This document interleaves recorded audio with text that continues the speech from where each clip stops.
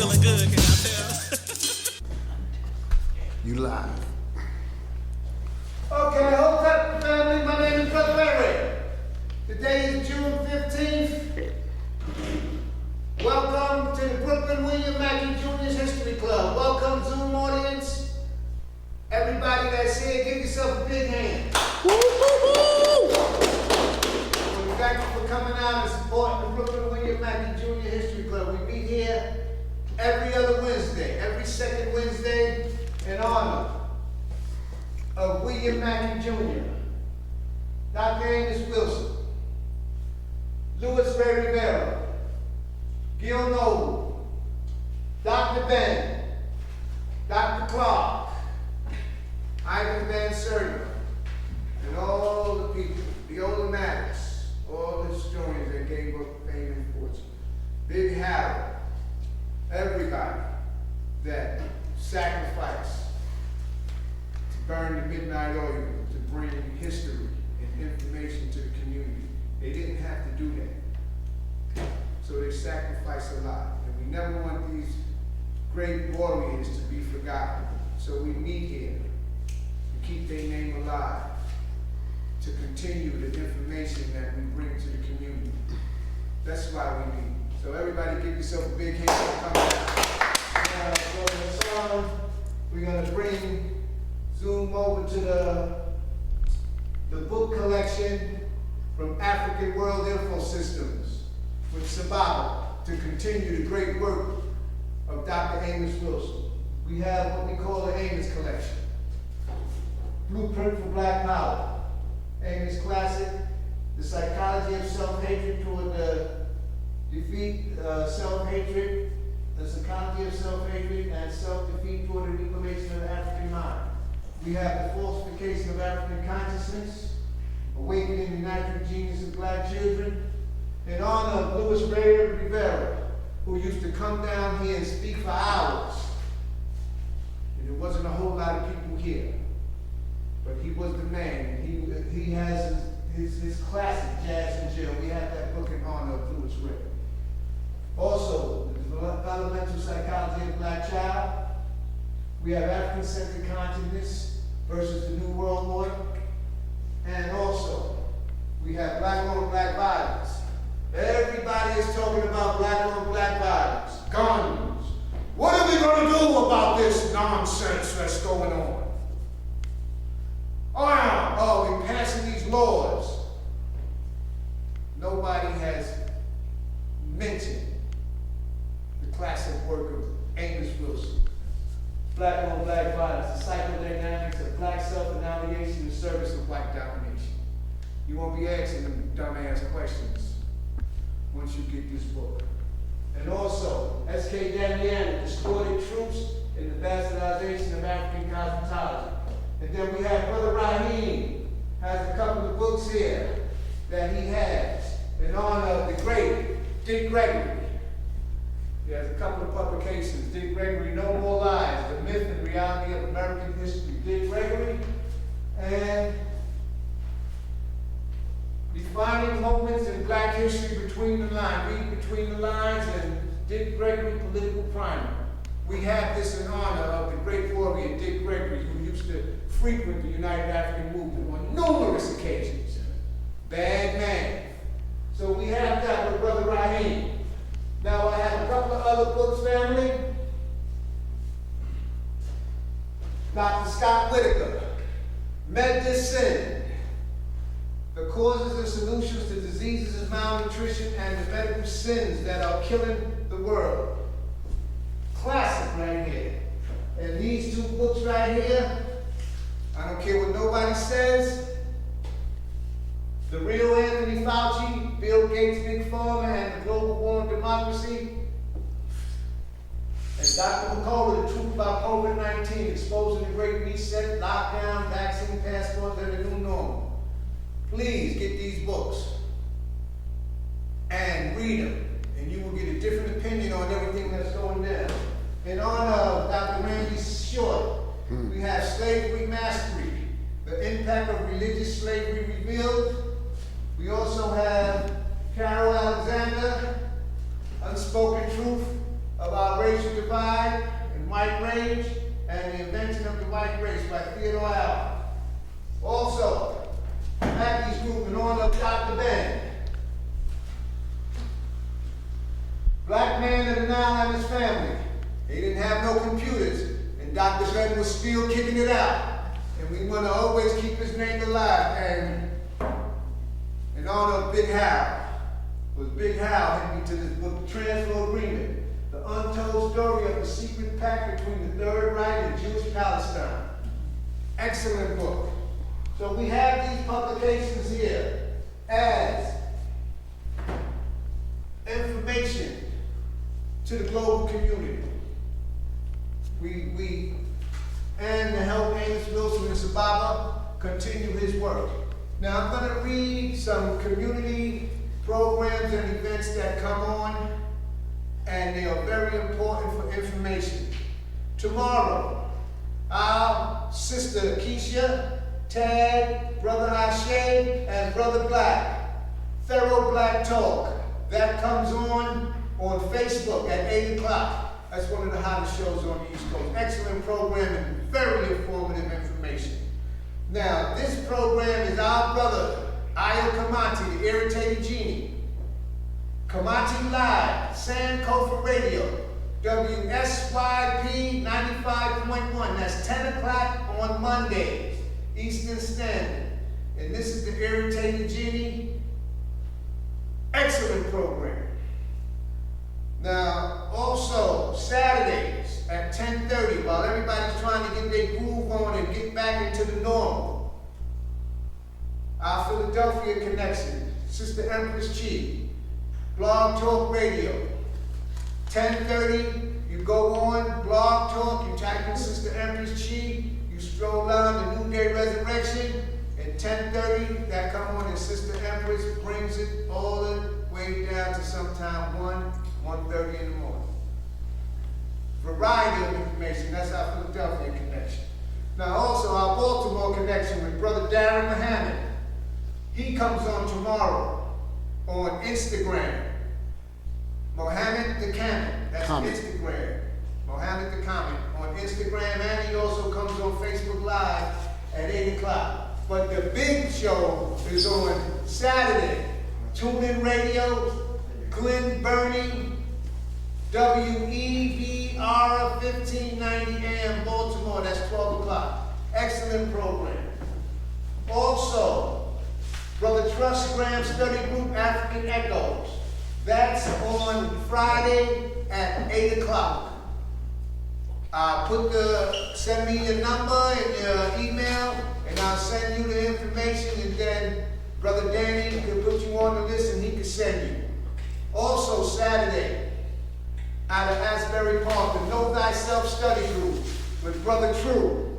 And they're doing the destruction of black civilization on Saturday, and they're doing the developmental psychology, the developmental self-hatred and self-defeat psychology Amos Classic that's about to just finished. Excellent study group. You will never be the same. So that's the Know Thyself Study Group on Saturday at 1 o'clock, and that's African Echoes Friday. Put your information in the chat, and I'll send you. Also, Dr. Aline, your immunity project is on Tuesday at 7 o'clock. You put your information in the chat, and I will send you the Zoom link, and that's an excellent program. Now also, James McIntosh and Simotap, they have forums maybe once a month or twice a month. So if you log on to Simotap, they will tell you what they have coming up. That's James McIntosh, and they just had an excellent program, I think last week. So these are events. Now also, on Tuesdays at 5 o'clock, one of the hottest shows on the East Coast, our brother Mike Graves, 100 Blacks in Law Enforcement, him and Noel Leader, they're back on the block, and they just starting off good again. So that program is going to be hot, and they just did it yesterday, so they just did it together. Yeah, well, just go to YouTube. Go to YouTube, Community Cop, all the programs that come up, and if you want to view all the past programs of the Brooklyn Mackey Junior History Club. You can go on YouTube, Brooklyn William Mackey Junior History Club. So these is community information that we provide so the public can get the information, because if you don't have the information, it's something else. So this is what we're gonna do now. Without further ado, we have Dr. Lewis's last 2 lectures that they banned. They would not put them on. So we have those copies here. But he's a regular at the Brooklyn Mackey History Club, and we're important to bring him back. We're gonna have our keynote speaker for the night, and his topic is gonna be C-19, Ukraine, and the New World Order. Ladies and gentlemen, give a great big hand to our friend, Dr. Arthur Lewis. Woo!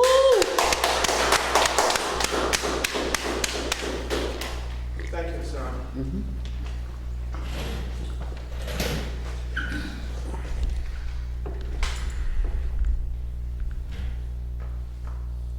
What I'd like to say is good for me to be back into the lecture series, because it's always good to pass information among us. Tonight, we have a handout. The handout is 6 pages. And the purpose of the handout is to transfer to you certain types of information in written form so that you can check on what we're saying, that the information is in the public domain, and that I'm just one of the individuals at the lecture series who put in the time to research, correlate, and bring this information to you. The information, as I said, is in the public domain, and the information is presented in such a way so that you have something to do further research on. Because if the lecture series is verbal, what we're saying and you hear it, it's not a presentation, PowerPoint where you're using your eyes. So this way, we have to communicate with each other in the spoken word. So what I'm going to do is I'm going to read to you exactly what's in the 6 sheets that I prepared. The purpose is so that it is for those individuals who will not be able to get the handout. They will be able to get the information because they will hear it. Then from what listening to, you can do further research. That's the goal of it. So what I tried to do is to present in the 5 pages, really 6, different topics, but they all paint the same picture that I'm attempting to portray, is that of trying to understand a little bit better a global picture of where, in this case, the United States stands and where Africa stands. So I'm going to read it straight. You can follow it. And I made a few side comments. And the purpose is to bring to you information that I researched that you may not have had time to research, just like when you present, you're presenting information to all of us, where we're not able to do it on our own. So we each are contributing. So I'm going to read straight out. And the reason that I put it in written form, because there's certain things I want to emphasize that I will forget because there's so much material, so I want to make sure you get all of the points that I'm reading. I'm going to read an introduction.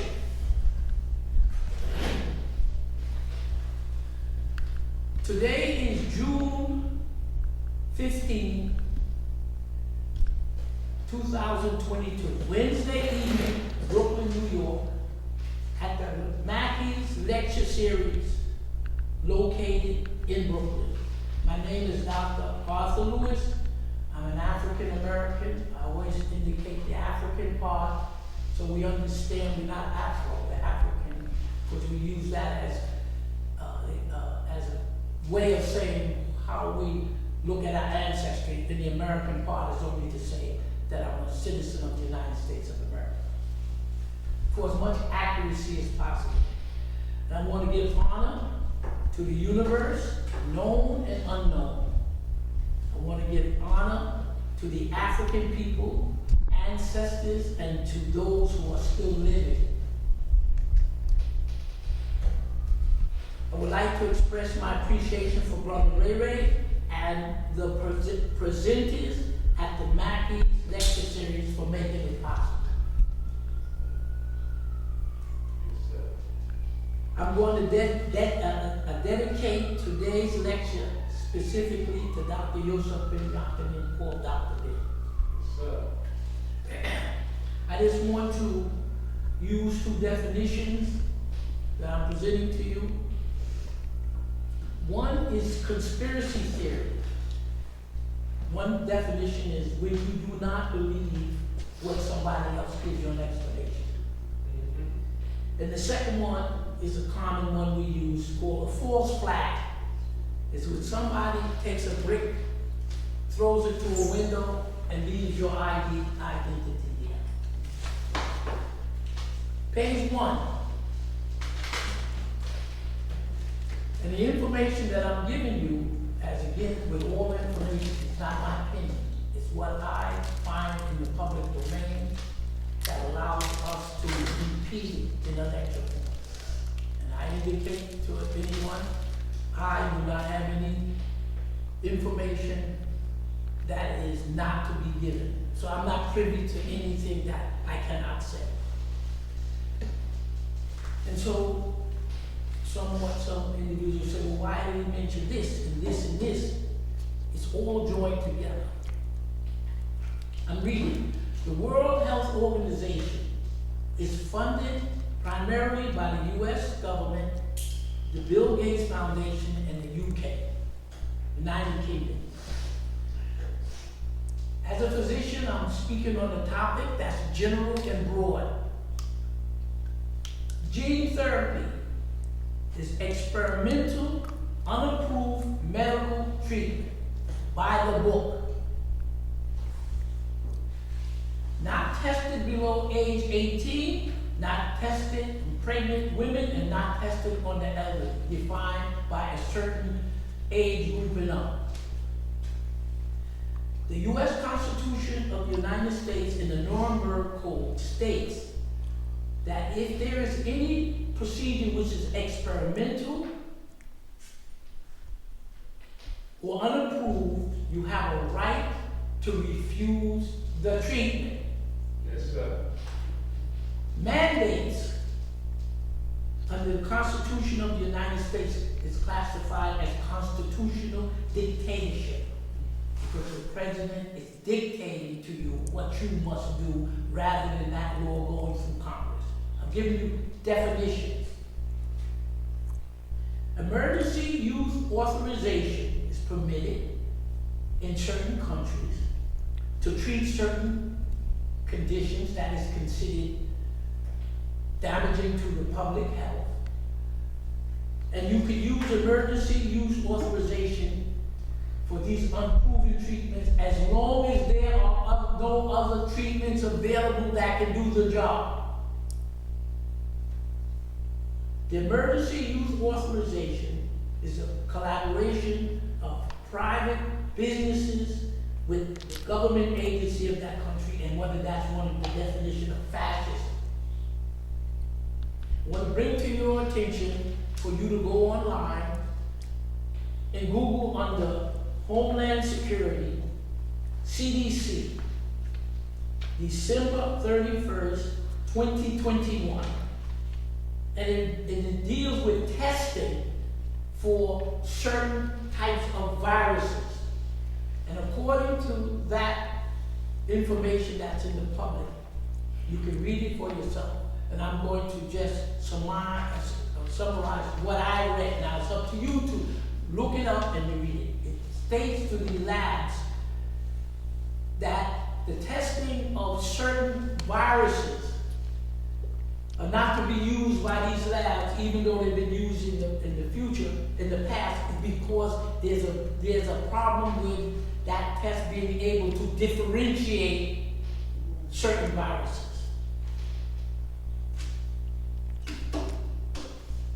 Second page. We're going to deal with the second and third page, your pages number 1 and 2, with the World Economic Forum. All the information that I'm going to give you now, it's in public domain and it's not my opinion. World Economic Forum, 1971, NGO, headquartered in Cologne, Geneva, Switzerland. Klaus Schwab is the founder and the executive chairman. Definition: it's a private, independent, international NGO organization of global elite of big banks and large corporations, which control and shape the domestic and foreign policy of the Western countries. The countries that are defined as the Western countries are as such. The countries are New Zealand, Australia, Canada, US, England, France, Italy, Germany, the Netherlands, and other European colonial countries.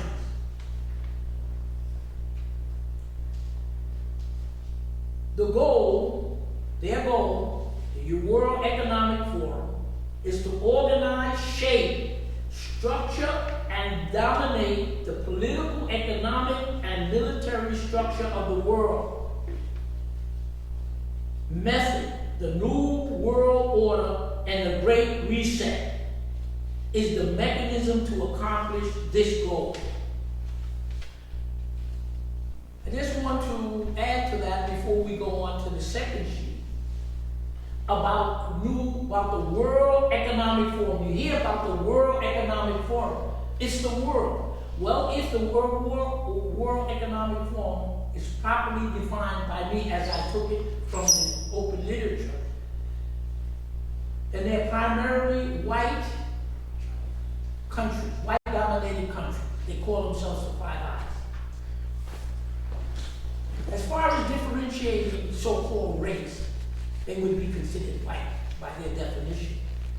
And if you're the New World Order, why is it that if you look up a demographic chart, according to whoever puts out these charts, and they measure the number of human beings they say are on Earth today, this can be checked. Approximately 7-8 billion. Of that 6, 7, or 8 billion human beings, 1.4 billion of these human beings live in Africa. So let's trace the population of the African country according to the demographic charts that are put out to see how this World Economic Forum of these Europeans are. You have 1.4 billion people on Earth that live in Africa. You have another 300 million approximately Africans living in India. They don't run India, but there's 300 million of us there. You have approximately 100 million Africans in Brazil, 100 million Africans in other areas. So in other words, if you look at the statistics on demographic, the African population makes up of almost 2 billion people on Earth. They say the Chinese are 1.3, the Indians are 1.4. So if you add up the population of the Indians, the Chinese, and the Africans, you come up with a population of approximately 90% of the population on the Earth. And if the World Health Organization is made up of only these white people, how could it be a World Health Organization when they only make up 5%? So that's part of the clue I would like you to consider when you hear the word world. We go to the second page on the World Health Organization, the World Economic Forum. There's a little history of who these individuals are based upon what you find in the textbooks and what we know as reality. Because we need a clear picture of who the World Economic Forum is. They control the UN, the World Health Organization, the IMF, the World Bank, and NATO. All organizations that were put together by rights at the Bretton Woods Conference among the US, Britain, and their allies. That's the history of these World Health Organization people who have now lived, and their fathers and their grandfathers. What are the history of who wants to reshape the world? They gave you the transatlantic African slave trade, 1400 to present. These people gave you slavery and genocide of indigenous people to create the states of New Zealand, Australia, Canada, the US, England. They gave you the Berlin and Brussels Conference of 1885, 1886 that partitioned Africa. They gave you World War I and World War II. They opposed the African liberation and they supported South Africa.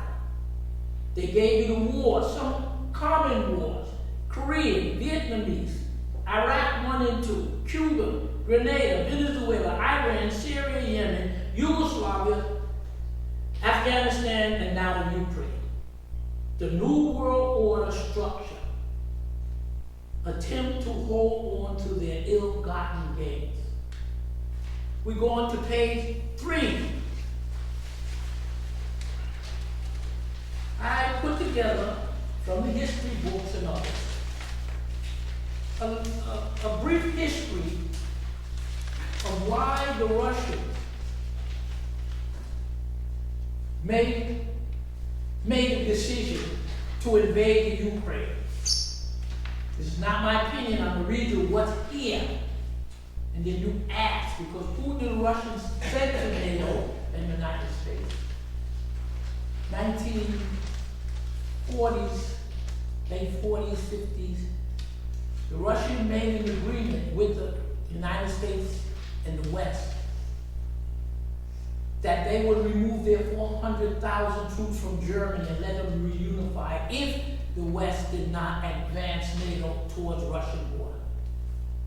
But they did. So let's look at why the Russians said this to the people of the West. You have the Franco-Russian War when France invaded Russia. It started in June 1812 and it finished 1812. You had World War I, the Great European War. Germany essentially invaded Russia again. France was before, and now Germany. After World War I, Russia, at that point the Soviet Union, pulled out of the war effort. And there was a civil war in Russia from 1970 on. What was the war about? It was basically the Russians fighting with each other, the masses of people trying to overthrow feudalism, a czar, a king. Right. That's basically what it's about. That's right. But there was a Western invasion of Russia, 1918 to 1925. Remember, when they use the word Western, they're talking about those white countries we identified that were the colonial people that gave colonialism to the world. So we're clear. So the West intervened militarily into what is Russia, or what was the Soviet Union, to back the Tsar. The invasion was 1918 and it carried on to 1929. So the Russians now remember, after they pulled out of the First War in 1918 because they couldn't continue to fight against Germany, they had to take care of the revolution. Who invaded Russia? The UK, that's England, Canada, Australia, US, and South Africa. South Africa, white folks. The same group went in and invaded Russia. Well, the Russian part, the Soviet Union, the Russian part. So they already had an experience of the so-called West invading their country from 1980. There were a few other countries there. It was Greece and Estonia, Italy, and China. China went in because that was nationalist China, not what is now communist China, and Japan.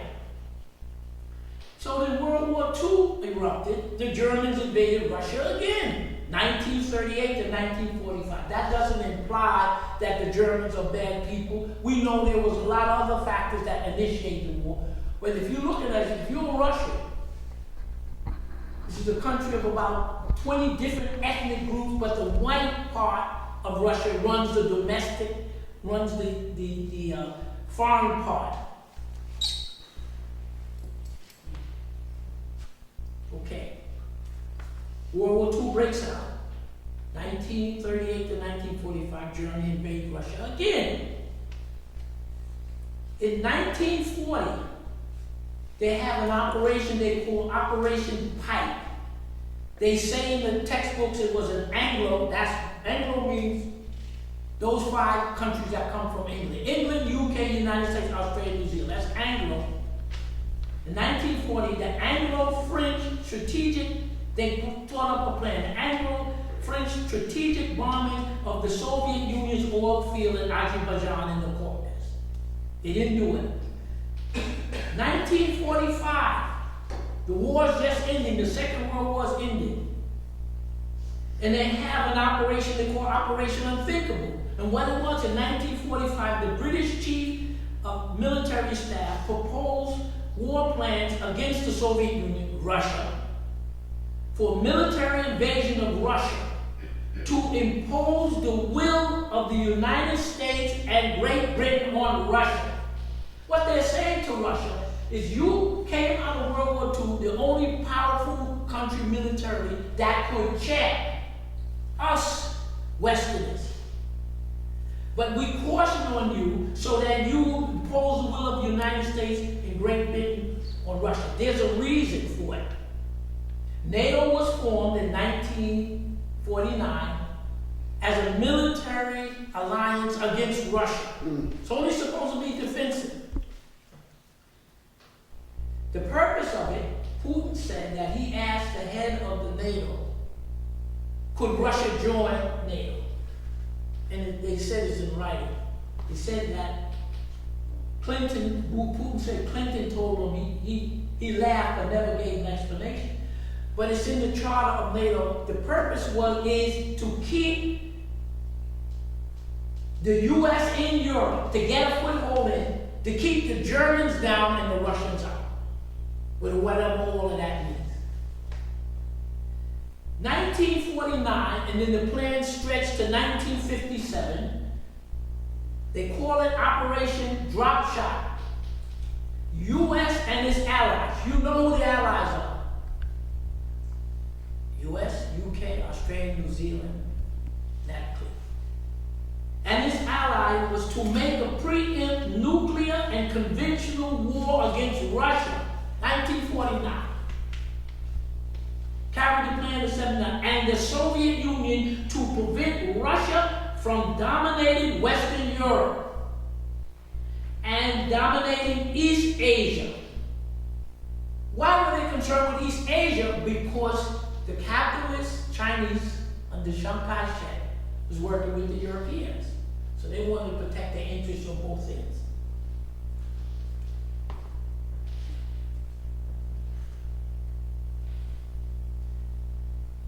They plan to use 300 nuclear bombs, 2,900 high explosive bombs, 200 targets in Russia. They hit 100 cities and knock out 85% of their industrial base. So now you understand why Russia may not like the idea of what NATO was about, given the past history, who they have the problem with, and who's the biggest supporter of Ukraine? The British and the U.S. It's based upon, you always hear the U.S. generals talk about the Chinese, the Russians, the Africans. They're trying to overthrow rule-based global economic order. Rules-based global economic order, by definition, which was set up in 1949 at the Bretton Woods. What happened at the Bretton Woods is the United States and Britain came out dominant, and their allies, they wrote out what they call rules-based. Rules-based allows the United States, Britain, and the West to intervene into any country they want at will, based upon the fact that that country is violating the rules-based order, that the rules that we set up, who's we? U.S., U.K., their allies, all these white countries, that rule-based order is what the United States and them have been using, running around the world. But now the countries are arming themselves. We go on to the fourth. In the fourth, you have two papers. One, I gave you a summary of the position that Russia is in. And because the topic is Russia, Russia's importance to the United States is because Russia is the only strong enough country to basically check the United States and the Europeans in their colonialism. And in the chart you're going to see, let's look at the upper left-hand chart, right? It says the Americans. So what we're going to talk about is what has been happening, that's in the news, to United States relationship to the rest of the world. And we remember asking Dr. Ben, who's going to take care of these people? He said the world is going to, and it seems to be doing a good job at it. So you look at the upper left hand. So we're going to take it around the world so that you'll see what United States diplomats have been seeing, but won't put on the TV. I put the Americas. The Americas refer to Central America, South America, and the Caribbean. It used to be including the U.S. and Canada, but excluding U.S. and Canada. The U.S. government was and is trying to put together a conference of the Americas. June 2022. They organized the conference of the Americas, Central America, South America, Caribbean. But they said, we Americans, we don't want Cuba there, we don't want Nicaragua there, and we don't want Venezuela. Obviously, these countries, the United States has a problem with. Yes. The Caribbean countries, the Central and South American countries rejected that conference. So now these countries that the United States has been dominating, invading, and stealing from, they said, no, we're not coming to no conference where you're dictating. So obviously, there's something radically changed between the dictates of the United States as it relates to the Central South. It just so happened to be almost 700 million people live in the Caribbean, live in Central and South America, and they said, we're not going to take it anymore. Okay? So those countries have rejected the conference. Let's go to the ASEAN, A-S-E-A-N nations. The ASEAN nation is called the Association of Southeast and Asian Nations. When you look at Asia, there's a big corner that has these countries in it. They call it the ASEANs. Who are these ASEAN countries?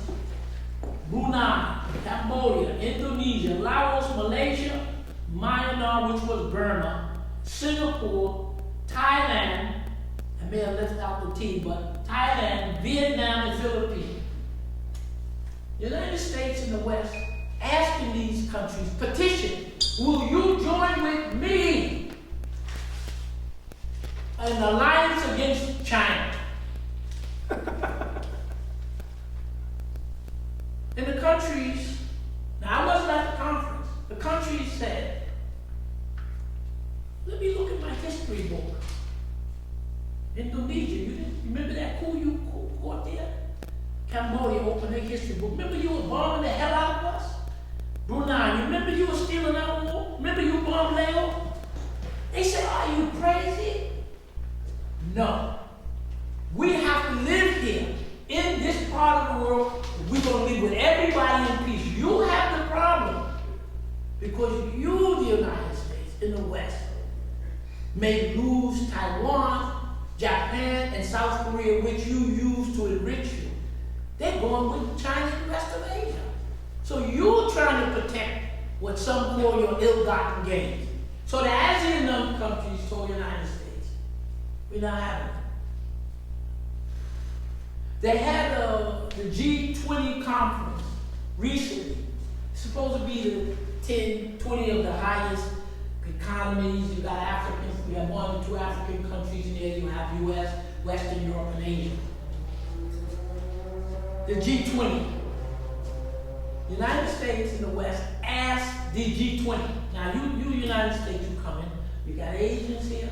You got these Asians here. You got some Africans. In other words, you outnumbered. They asked the president of G20, which was Indonesia, to ban Russia because of the invasion. And they told me, we're not banning. You can't tell us who to ban, who not. This is the largest, the 20 most largest countries. They're not European anymore. The Asians here, they're African. They told them we're not banning Russia. That took care of Southeast Asia. It took care of the Americans. Now let's go to Africa. The Africans and the Russians had their first summit in 2019 in Sochi, Russia. That's on the Black Sea. They're going to have their second conference, the African-Russian Summit, #2. They're going to have it in 2022. November in St. Petersburg.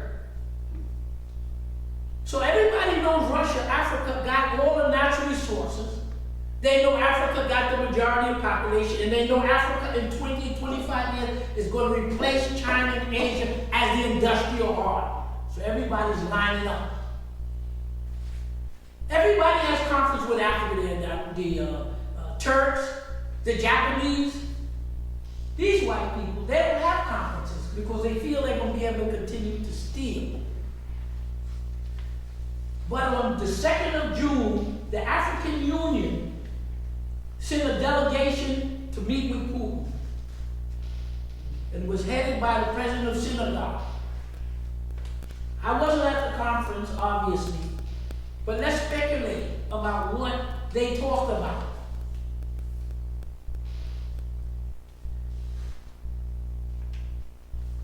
You know, when the West put an embargo on you to collapse you, the fact that you, Russia,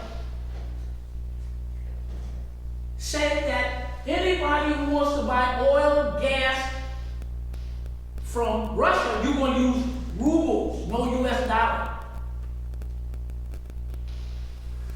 Anybody who wants to buy anything, food from us, Russian, you're going to pay ruble. Anybody who want to buy anything from us, you're going to pay ruble. You know what it did? It made Russia the largest, strongest, the ruble the strongest economy for this year, while the United States is going down. So you see what happened? This precipitated Russia to say, you're not buying anything from me unless you use my dollar. Made it the strongest dollar. So can you imagine the Africans are saying, wait, we're not using the US dollar anymore. We're getting rid of that. We're getting rid of the British pound. We're going to throw away the French franc. We're not using the Italian, the Chinese, yuan, right? So we said, we're going to get, it's already been announced by the African Union, we're going to get a continental currency backed by in the next 5 years. So when we go to Africa, you change, you put your money, you're going to use the money of that country, or you might use the money of that regional bloc, or you might use the continental currency for the continent, but you ain't gonna be using any of that stuff from farmers anymore. So they said, if you, overnight, could weaken the US dollar, because big tens of billions of dollars are traded every day in oil, and that you had to go to US dollar, keeping the US dollar strong. So they have made a profound mistake when they did this to Russia, because now the tens and hundreds of billions of dollars to buy oil and gas and food and minerals and stuff can't be done in dollar. The Chinese and Russians, they're using their own currency. The Chinese and India, they're using the ruble and rupee. So can you imagine the Africans saying, look, we created currency. We gave the world this.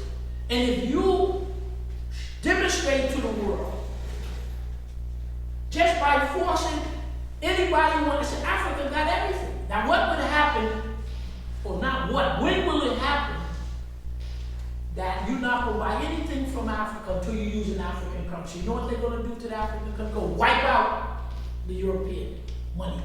So African currency, like Russia has demonstrated how strong you can make your country by forcing people to use your currency. And Africa got everything. The people in these think tanks, they know what's coming.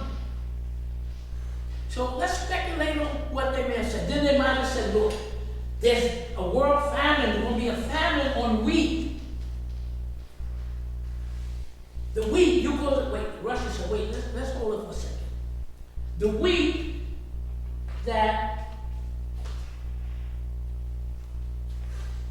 is not coming out of Ukraine, the wheat that's not coming out of Russia, the wheat that's not coming out of Kazakhstan, the wheat that's not coming out of Belarus,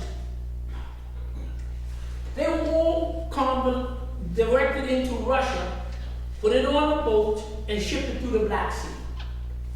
And they say, you Russia, the United States is trying to say, Russia's causing the problem. So, we don't know what the Russians and the Africans talk. But when you see pictures of Putin, symbolically, and he's sitting down with the Europeans, there's a long white table, if you ever see these conferences. Well, it's here to here. Putin's on one end, and the European head of state is on the other end. When he met with the African Union, they're all sitting side by side. What is he telling you symbolically? We know where the world is going.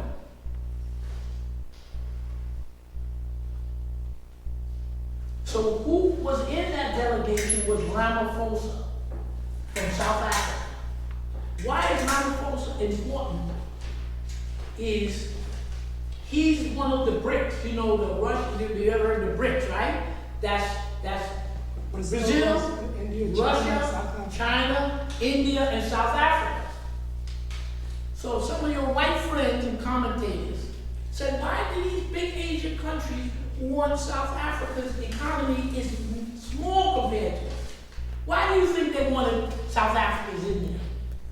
Because South Africa is going to bring in who? The rest of the Africans. I'm just talking, you got to understand, where you think, you think, I'm talking about the way these white people think and they put in their paper. It's obvious what was there, the BRICS nation. So let's talk about wheat. Africans don't eat wheat. African basic staple is the root plant, cassava, manioc, blah, blah, blah. You can see the statistics. So that part of Africa below the desert is us. That part of Africa above the desert are Arabs. I'll just use the term. It's not completely true because Egypt, you know, is a mixture. And you know Algeria, Tunisia, but basically you know those are Arabs. They don't grow food. So who needs the grain is the northern strip, the Arab part. They need that grain. Africans don't need the grain. And who else needs the grain are countries who don't grow. The Arabs, what you call Saudi Arabia, Qatar, they don't grow. Saudi Arabia used to grow wheat. They use up all of the water from the well, that glacial water. And so they can't produce enough wheat to feed themselves, so they go trying to go to East Sudan to grow food. So I'm pretty sure that the head of the president of Senegal, they discussed that. You know, you gotta let some wheat out, blah, blah, blah, to help the North Africans and to help the Arabs. We don't need it. Africa has 60% of the arable land in the world. Now, when they finish that tree, the tree that runs from Senegal all the way to Ethiopia, they've been working on planting the trees. Yeah. When they get that strip, you're going to go up to 70 or 75% of the arable land. And there's no way you can tell me that Africa has 1.4 billion people, the youngest population, everybody having babies, there ain't no starvation, they got food. So I'm pretty sure they're talking about that. They ain't got no people. And we'll get to it in question and answer about the SWIFT system. Now, that took care of Africa. Let's drop down to under Africa. There's another section called the Collective Security Treaty Organization. Now, the United States and West Europe, they're going to think they're going to break Russia down. And look who Russia is connected to. The West is, see, the white people, the West, they're white. They've been killing with the colonial. They have no friends. Russia is connected, it's a collective security treaty of who's the members? Russia, Belarus in Europe, Armenia, Kazakhstan, Kyrgyzstan, and Tajikistan. Let's swing over down. The SCO, Shanghai Cooperative Organization. China, Russia, Pakistan, India, and Iran, Kazakhstan, Kyrgyzstan, Tajikistan, and Uzbekistan, they're the permanent members. Asia is in a block. The observer group who want to get in is Afghanistan, Belarus, Mongolia. Dialogue is partners is Armenia. In other words, Russia is locked in to Asia. Just like the African Union, the Trans-African Continental Free Trade, Africa's locked into Africa. You can't dislodge Russia from Asia. They got friends all over the world. U.S. don't have the friends. Now, let's drop down to the bottom of this page. So let's look at some of the natural resources that are in Russia. Now, Russia is a country that's about 7 million square miles. It's the largest so-called country. That would make it 2.3 times larger than the U.S. The African continent, you can put in China, U.S., Australia, and Europe. The president of the Democratic Republic of Congo said, we have so much food and resources. That's the Congo, Democratic Republic of Congo, which is bigger than all of Europe, could feed 1 billion people. We got everything.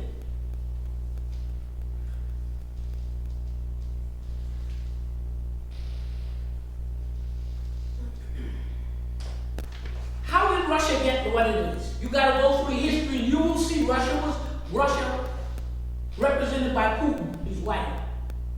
They did to Asia what the U.S. did. They conquered in peace. But they did it was different. The white keep conquering and conquering. And as they conquered, they didn't try to kill off the people because the people who they conquered was more numerous and powerful than them.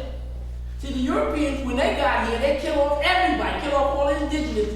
They killed tens of millions, if not hundreds of millions of Africans. Tell them that lie. They murdered by the tens of millions because nobody's going to let you come to the land. Okay? We explorers, and we come to the Americas, and Virginia, and the indigenous people help them. You hear the story how the indigenous people. So you come to this country, you don't know what they say, you don't know what you're doing. So let's speculate. The indigenous people show, help them build, homes, give them, show them where they can eat the food. Let's say in Virginia. They fed them, they housed them, they clothed them because they're humanity. So can you imagine what the friction was with these European explorers? Because Virginia thing didn't last a couple of years. They started killing off the beaver to send the pelts back to Europe. The indigenous said, you can't kill off the beaver. If you kill off the beaver, they can't make the dams to keep the water. Can you imagine them having conflict with the Europeans? Say, you can't cut down trees and large number and put it on the ship. That was the conflict between them. They don't know how, they don't obey anybody when they can. So those Europeans that we said, the English Germanic tribe that came down and knocked off the indigenous people in what is England, then they knocked them off in what is the U.S., knocked them off in Canada, Australia. Massive genocide because they know that nobody's going to let you stay like that. So they kill you down. But the Russians didn't do that. When they went and you look in the maps, you see there are about, I think, 19 autonomous regions in Russia. The Muslims here, and the Kazakhs here. So they made an agreement. Russia, the white Russians, the 150 million, they take care of the external security of the country. And they take care of international things. But every one of those countries, individual, the Kazakhs here, the Muslims here, the different men, they run it completely autonomously. Like Libya. Pardon me? Like Libya. It's similar to an analogous state where each state here, you have each state structure that takes care of its state, and then you have DC. Like Libya, yeah. Like So- it was. It was, yeah. It was. So they don't have that relationship with these people because they knew they couldn't conquer them. So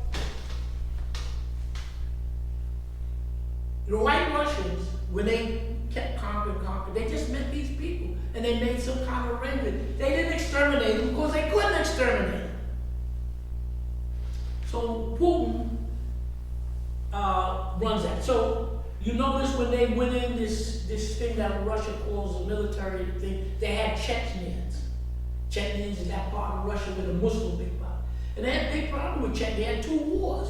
The Chechens kicked Russia's behind, and then Russia regrouped and, put them under control. So Russia understands, let the Chechens, the Muslims, they run Chechnya. We want, okay? So they got their accommodation. So they don't have that history of mass killing and stuff. So let's look at the vast natural resources that are in that area you call Russia. 11 time zones, whatever it is. Now, United States, what Putin said to Western Europe and the United States, he said, because I wasn't there. Putin, to my knowledge, they said, he speaks Russian, speaks German, French, and I heard him speak English. So when you're out there like in Africa, you got multiple languages. The people here only speak American. You're talking about a whole different people. And they want to make, they said the West wanted to make some kind of whatever you call biological warfare. They said they targeted us as black people, but the whites here in the West want to make something to target the Russians. The guy said, what are you talking about? I said, we so damn mixed. You saw Lenin, Stalin, right? You see how Stalin looked. Then you see Putin. Then you see Lenin. Then you see, look at Putin right there. You see, they're all mixed up. So the guys laughed and said, how you gonna make it when we so mixed up? Okay, so let's see what Russia has. Putin said to the West, you can't do economic war because you can't feed yourself and you don't have anything to heat your homes. Russia can feed itself. Russia can heat their homes and run factories. Europe is totally dependent on everything. Food, Europe eats out of Ukraine and Russia, and they eat out of Africa. They don't have enough land mass to grow anything. The metals that the Western European use, they either buy it from Russia or they steal it out of Africa. that area is poor. So he said to the Europeans, the Western Europeans, I remember the conference where the head of Schwab asked Putin, do you want to join us? Us, you know who us is. Just keep in mind those white folks. They defined themselves, I did not label themselves. Dr. Lewis is a racist. And I always quote what Dr. Vince said, just like everybody else. So, oil. The oil that Russia produces, they're the second largest exporter of oil. They have the 8th largest reserve of oil. They have one of the number 1 in gas, number 2 in coal, wheat, grain, forest. Remember, you got a large area, 3.5, 2.5 times size of the United States with different climates and everything. Diamonds, essential metals, enriched uranium. Rich uranium is important because countries like France and the U.S. buy uranium from Russia to keep their nuclear plants going. Water, iron, manganese, inert gases, rare earth metals, chromium, lead, titanium, nickel, platinum, copper, tin, lead, tungsten, phosphate, gold, silver. The only area that got these vast resources equal to or great in abundance in Africa. Okay? So now, the Europeans have tried to do the embargo to bring Russia down, but their industry is coming down. Before we go to the last page, I just want to make 2 comments. One, really. Nicaragua, the United States tried to overthrow, Russia came to its assistance. So Nicaragua allows Russian military to visit the country, to work in the country with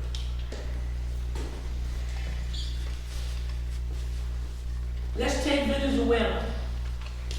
Venezuela, as you know, United States, the oil was discovered in 1918. The United States was stealing the people's oil all the way up to this.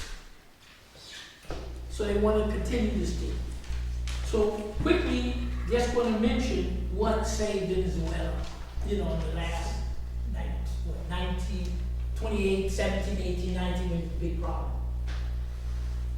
Russia militarily assisted Venezuela. Jet planes, training, and everything. So the military buildup that Venezuela got there was due to Russia. China assisted in the economy, trucks, jeeps, and logistics. They want to give China oil. Russia, they trade oil. The role that Iran played was to go in and help them to bring up their refineries and everything. And the role that Cuba played was in military and medical. Because they said there was up to 45,000 Cuban troops called a WASP. And so when the United States was trying to get Colombia to invade, they say that the Venezuelan put 100,000 troops on the border. Now you got Russian, Chinese, Iranian, Cuban, and Venezuela. You don't know who's gonna kill you, but you know you're gonna get killed. So they didn't make the invasion. Brazil the same way, okay? I mean, this is the way it is. Iran was helped to develop economically the oil drilling and weapons. 4 countries: Russia, China, India, and North Korea. If we could build up Iran, that would be the buffer to block the West there. Okay, we're going to go to the last page. Then we go for any discussion, comments. We have enough time for that. what they say. You know, Russia invaded the Ukraine. And the primary reason they said they want to denazify the Ukraine, That's right. get the Nazis out. And they don't want the United States or NATO to put the weapons in. Okay, that's the basic issue.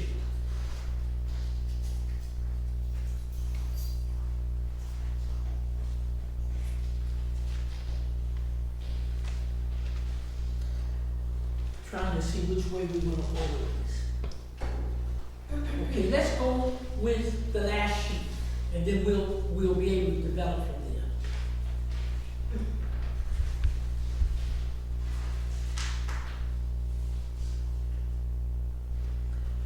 You see, the United States and the West still trying to weaken Russia militarily. But Russia was way down around, what, 1910, 1910, 1911. Putin came in 1919. It was 20 years. Okay, let's just make it for sake. I'm not sure if it was 10, if I want to go 10 or 20. The Soviet Union broke up. And when they broke up, just the same way you have these greedy, no good, lazy bums calling themselves rich people. All of the billionaires and millionaires who are mainly white, their grandparents came off the boat in rags. How did you get that way? Oh, let's forget that it's free land, indigenous, we living off the indigenous people's oil, we eating their food and eating everything. The Africans built the country. Cotton. You planted it, you harvested it, put it in the wagon that you built, took it to the market. So there's never an admission of how the country U.S. got here, how they built it. But I always like to tell the story, if I got it correct, whether it's Trump or Bloomberg or whatever these Bill Gates, whatever it is, your grandparents came off the damn boat in rags that they had to fumigate you. Now you're telling me you're important. A friend of mine, I call him a young punk, he says to me, look at these millionaires, man. You see, America, this is really the way to go. The millionaires make it. What do you think? I said, you telling me these are important people here, the ones who don't do any work. So I said, you know who's important? Who? I said, you had one. What are you talking about? I said, the most important person to this society and all societies, you had one. You're so thinking about the money and all this. So I don't understand. Didn't you tell me last year your mother died? Oh, you talking about your mother? Who was more important to you than your mother? Now, we're not excluding the man. That's not the issue. The man gave one part of it, the woman gave the other part, but the woman was the house. I said the woman in any society is the most important because she bears the children. That's not taken away from anybody else. I said, this is what we do. Everybody can have sex, whatever that means to you. I'm not talking about no homo sex or no whatever else they say. Regular sex. Right. As Dr. Big would say, using the proper orifice. No doggy style, just straight lay down. No. You got, women have two orifices. One you're supposed to use for procreation, the other you're supposed to move your bowels. Dr. Ben said you ain't supposed to cross that line. If every person to this day had all the sex but no babies, where's the human race going to be like in 100 years? It's gone. How more important than you have, than what perpetuates life is the woman. That's why African and all the middle societies are para-maternal, not patriarchal. It's a maternal. Egypt, all over. The woman, the center, with the children protected, blah, blah. So that's most important, is the family and the children. These people who come from Europe, they're patriarchal. The way from their past history. So if that is correct, then Africans have a great future. Because for some reason the Chinese thought they had too many people and they did a one-child policy. That's right. And now they're back to two policies. They look at it and say, damn, these Africans, the Europeans are down to 1.5. We need 2.5, they say, because one child died, to replace you. So that if you look at the demographic chart, if this is correct, every European, most Asians are negative birth rate. They're not replacing themselves.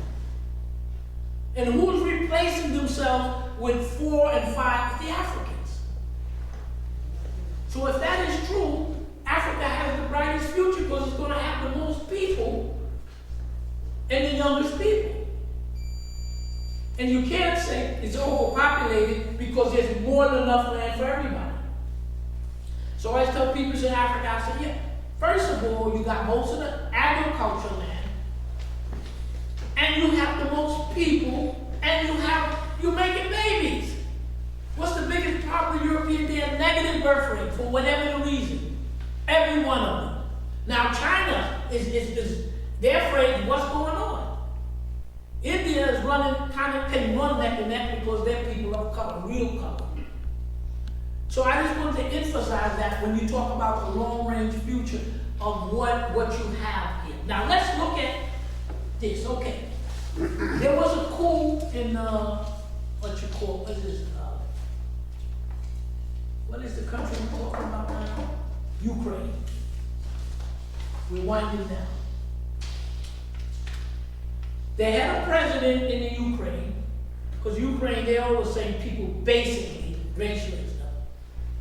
They had a president in Ukraine in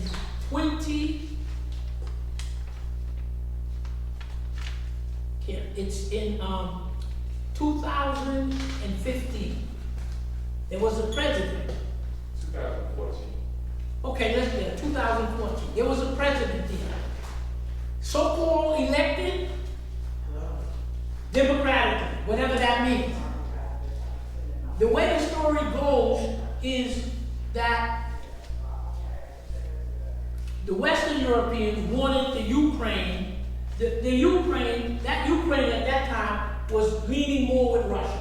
Why? Because they came from under the Soviet Union. They were one grouping at it. That's right. So the people from the Western, the United States and the rest of them, came to the president at that point and say, sign up with us in Western Europe. Don't sign up with the Russians. So he's telling them, what are you talking about? We've been with Russia for the last X number of years. I tell you what, Russia said, according to what they said, Russia said to the president of the Britain, sign up with us, Russia, but also sign up with Western European. Take the best of the both of the best. These greedy people from Western said no. They didn't want the Ukraine to deal both with Russia and both with the West. Who you want to deal with is you got to deal mainly with Russia. When you look at the Ukraine and you look at a map, you look at a map, and according to the map, this is east and this is west, right? You cut the Ukraine down, slice it about 30% east, there's a Dnieper River, and 60 or 70% west. All of the heavy industry, the manufacturing, the power is in the east. The east of the Ukraine, the eastern part of Ukraine has all the oil, they have all the gas, they have all the lumber, they have the mineral and oil. That's the most valuable part. And that's mainly Russian speaking. So instead of letting the president deal with the Russians like they've been and dealing with the Western Europeans, they made the coup, right? They made the coup. They overthrew, the guy got out, and who overthrew it was the Nazis. Okay. The past history of that part of Ukraine Ukraine was that when the World War II was there, those people in Western Ukraine, they put their battalions together and they fought with Germany against Russia. That's when we did the denazification. Okay. So who made the coup? The United States. Newland, this lady, Newland, whatever did it. Yeah, we took us $5 billion to overthrow this guy. So as soon as they made the coup, they put in the person who said, I'll deal only with Western Europe, not with Russia. Okay? So since 1915, when they made the coup, Right. NATO has been training these guys from that time to then. So they weren't in NATO, but the NATO went in, and these people, because the person who they put in, the US, who put in as a coup, favored the West. So in other words, Ukraine had been building up and building up and building up. And they were attacking, just like when people come to our community was burning it down, those Nazi, I call them the Nazi Ukrainians, were attacking, killing those people in those two areas of Russia. So Russia intervened. That was the excuse, and it was good, to protect the people. But if we had a map, Russia is, the way things are going, they're going to take the whole eastern strip, southern strip of Ukraine. You already got it. If the war prolongs, they're going to take the eastern third of the country. They're going to break it up. Okay, so now we at the war breaks out. So the West says, what we're going to do, we're going to not buy Russian oil, not buy Russian gas, and Russia makes its money from oil and gas. So we're going to collapse the economy. But how stupid, if I can look at it, how stupid could you be? That Russia, ain't nowhere in the world, Russia makes its money only on oil and gas. It makes it on all of these foods and everything else. So this is what the Europeans did. When the United States, that's Europe, yeah. When the United States and the Western NATO, when the Western Europeans, when these Western Europeans came, I'm going to get the map before. What they did was,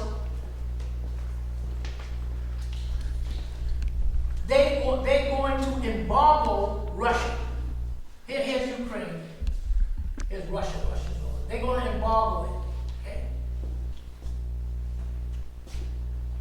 When they did they announced an economic embargo. That is internationally a declaration of war. The United States is in the declaration of war with Russia. Western Europe is in a war with Russia. When you do a sanction and you do embargoes, it's economic war. Absolutely. So right now, the United States is in the declaration of war with Russia. Whatever it means. Okay. U.S., so when you look at this chart, we're going to work down the last page. U.S. and the European Union and NATO. When you hear the European Union, think of Western Europe, all of those countries that colonized you, Spain, France, Germany. Yeah. They did the declaration of war against Russia, economic sanctions against the banks. They've been preparing and training and weaponizing the Ukrainians for the last 10 years. Ukraine is basically a NATO army. They cut them off from the SWIFT. The SWIFT is that system that the Europeans and the United States developed. You know how you send money when you go to the bank and you send money, you electronically wire? Well, the SWIFT is an international wiring system. About 11,000 banks. And so Iran wants to buy missiles from Russia. So Iran puts in the order, and Russia looks at it, Russia says, okay. Now, because it's run by the West and the United States, just like your bank, the United States can see who's doing what. So they want to order rockets, you sell them and say the order's okay. Then you say, ship me the money. So the same way you go to the bank and the bank tell you, we freezing your bank account, you ain't getting no money. What are you going to do? So you can't transact business. So by taking the Russian banks off of international SWIFT, Russia is not going to be able to do business globally. You see, you get the point, right? But the problem is, China has already developed their own electronic system, and Russia has been prepared, or Russia has been able to develop their own electronic system. SFPS. So Russia said, wait now. We don't buy, Russia says, look, this is what we're going to do. They don't want to buy Russian oil. They already have a massive pipeline to China. Russia is diverting the oil, pipelines to Asia. So where the Europeans had the oil and kept their industry going, Asia gonna get it. Asia's gonna be the beneficiary of the oil. They're gonna sell it to somebody. So the Europeans have pretty much cut their throat, because how you gonna keep being an industrial country without any gas? They shot themselves in the foot. Okay? So they said Russia is going to go down because nobody going to buy the oil. Okay. So Russia said, India said, I'll take it. China said, I'll take it. North Korea said, I'll take it. Everybody's taking the damn thing because, see, I call it the white people mentality. They got ill-gotten gains. They got all this land and all the resources. They've been used to being rich and powerful, but it's over. And they're fighting like hell not to. So Russia said, we can divert the oil there. Now, you can't cut off 40% of your oil. Somebody tell you, you running a business, so you think they're going to share 40% of your income? And you on the borderline? So, of course, the oil got embargoed, and because Russia told them, all of you people work against me, I want you to pay for the oil in ruble. That's right. Why? Because that means they're not going to use the dollar to push the dollar down. Some countries refuse. We cut them off. So Russia's in the process of cutting the oil off. So now the West is short of oil. And who's with the West? It's the United States. Remember the Five Eyes. New Zealand, Australia, Canada, US, UK. Then you add in the rest of the boys, the Germans and the rest of them. They all short of oil. Where are you going to get the oil from? So, when you look down to the page here, the middle, you will see a chart from Russia, and the oil going to the Europe has been cut off. Okay? So the top part is the embargo. Russia said, we don't care about you. We don't have to do business with you. We got the SWIFT from the China, we got our SWIFT. Plus we borrowing. So the dollar's going to go down because the dollar's not going to be. Now over here, what did the United States do? The United States said, look, the Europeans lost 40% of the oil.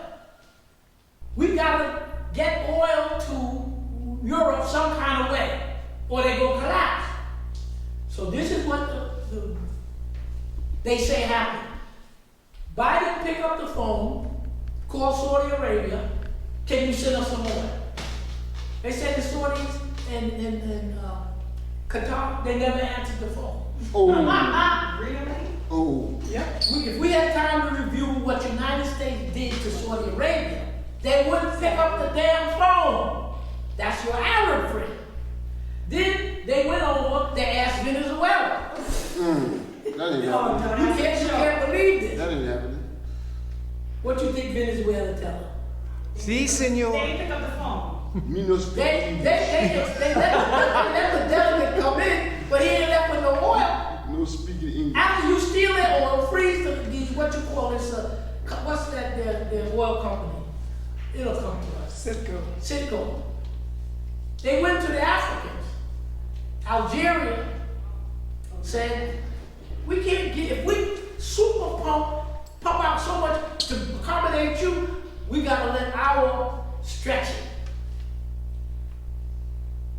The Egyptians didn't give them the oil. The Algerians didn't give them the oil. The Arabs, they went to the Africans. Africans say, you know what? We're poor. Remember you keep telling us we got nothing? We ain't got no oil. The German guy was in Senegal, the Jew, they're begging for it. Africans didn't give it to them, because Africa got more oil than everybody. So they didn't get it from Venezuela. They couldn't get it from Saudis. Africans told them no.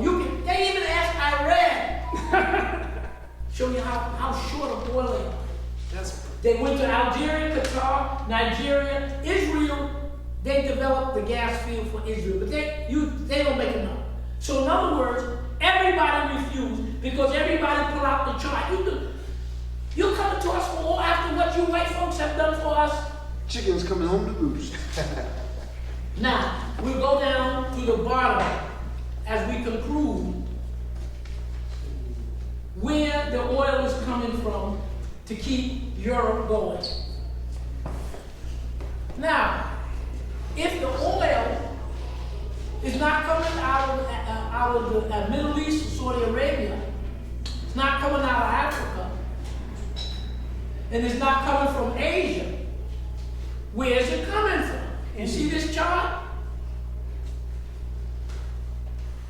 According to the U.S. government, see the bottom line, strategic, you see the U.S. Strategic Oil Reserve.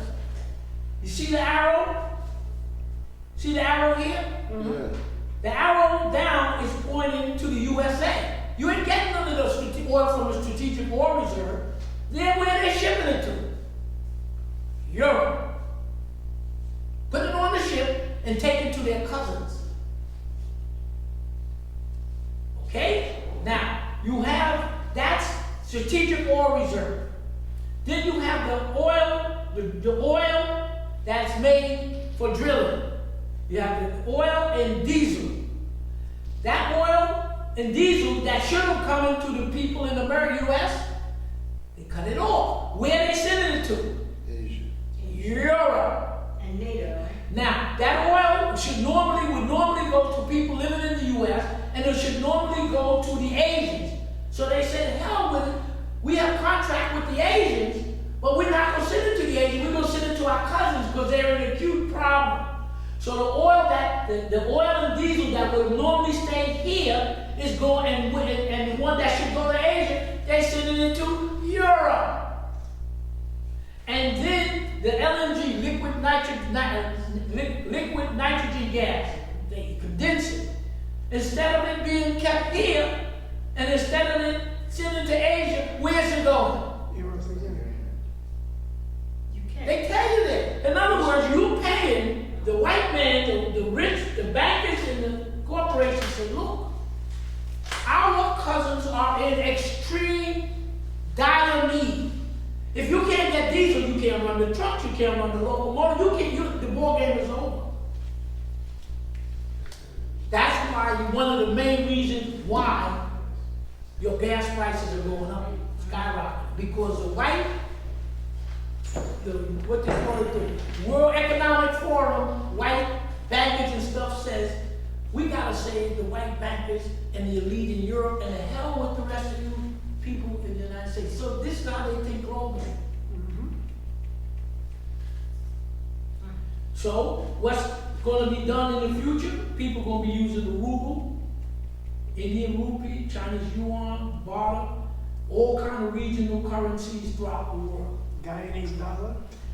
Look, as Dr. Ben said, the world is going.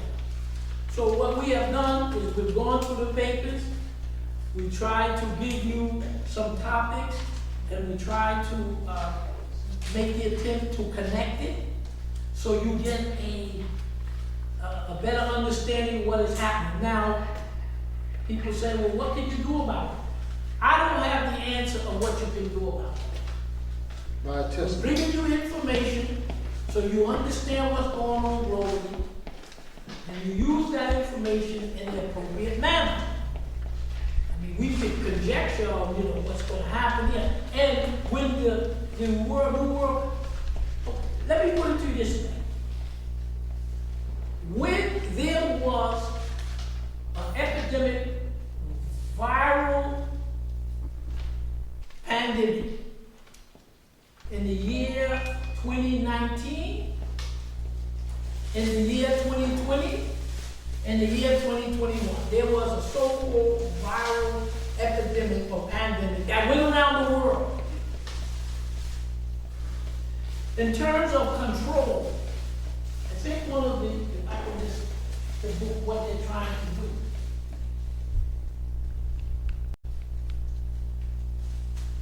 See this book? I ain't say a word. What could be behind this? The reset. What are you resetting? The World Economic Forum asked Putin, do you want to join us in the World Economic Forum? Putin said, you're going to be kidding. The World Economic Forum, the way you got it set up, is going to be about 1 million of you and the rest of the world living in poverty because you think that the rest of the world is going to continue to use that Western, U.S., British banking? No. Lockdowns. This book said it. I didn't say it. Vaccine passport is the new normal. Control. Now, which countries underwent the most severe so-called lockdowns and most severe treatment for COVID? Australia, Australia, Canada, New Zealand, Canada, US, and the UK. That's who they run and control, who they're going to put on the lockdowns and stuff. They ain't gonna do it to Africa. Putin said you're not doing it here. The Chinese and everybody said you're not doing it here. The Central and South America said it's not gonna be here.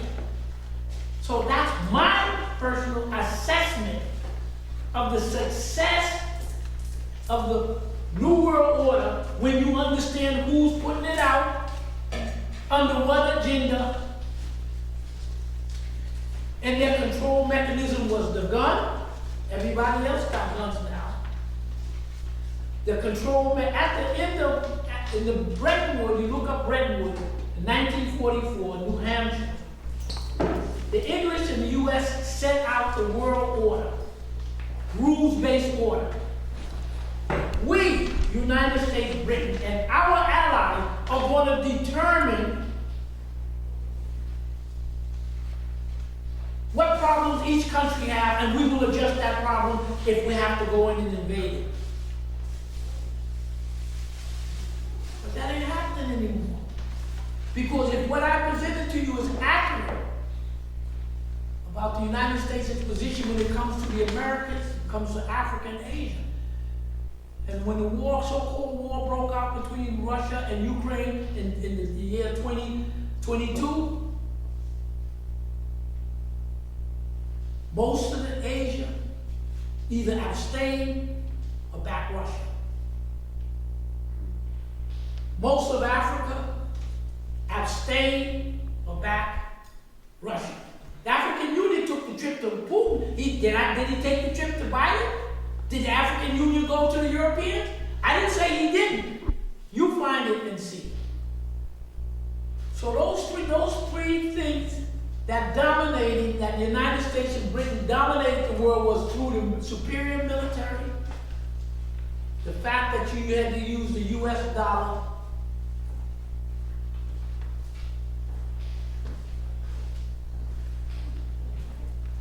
and the fact that they had a lock on your natural resources.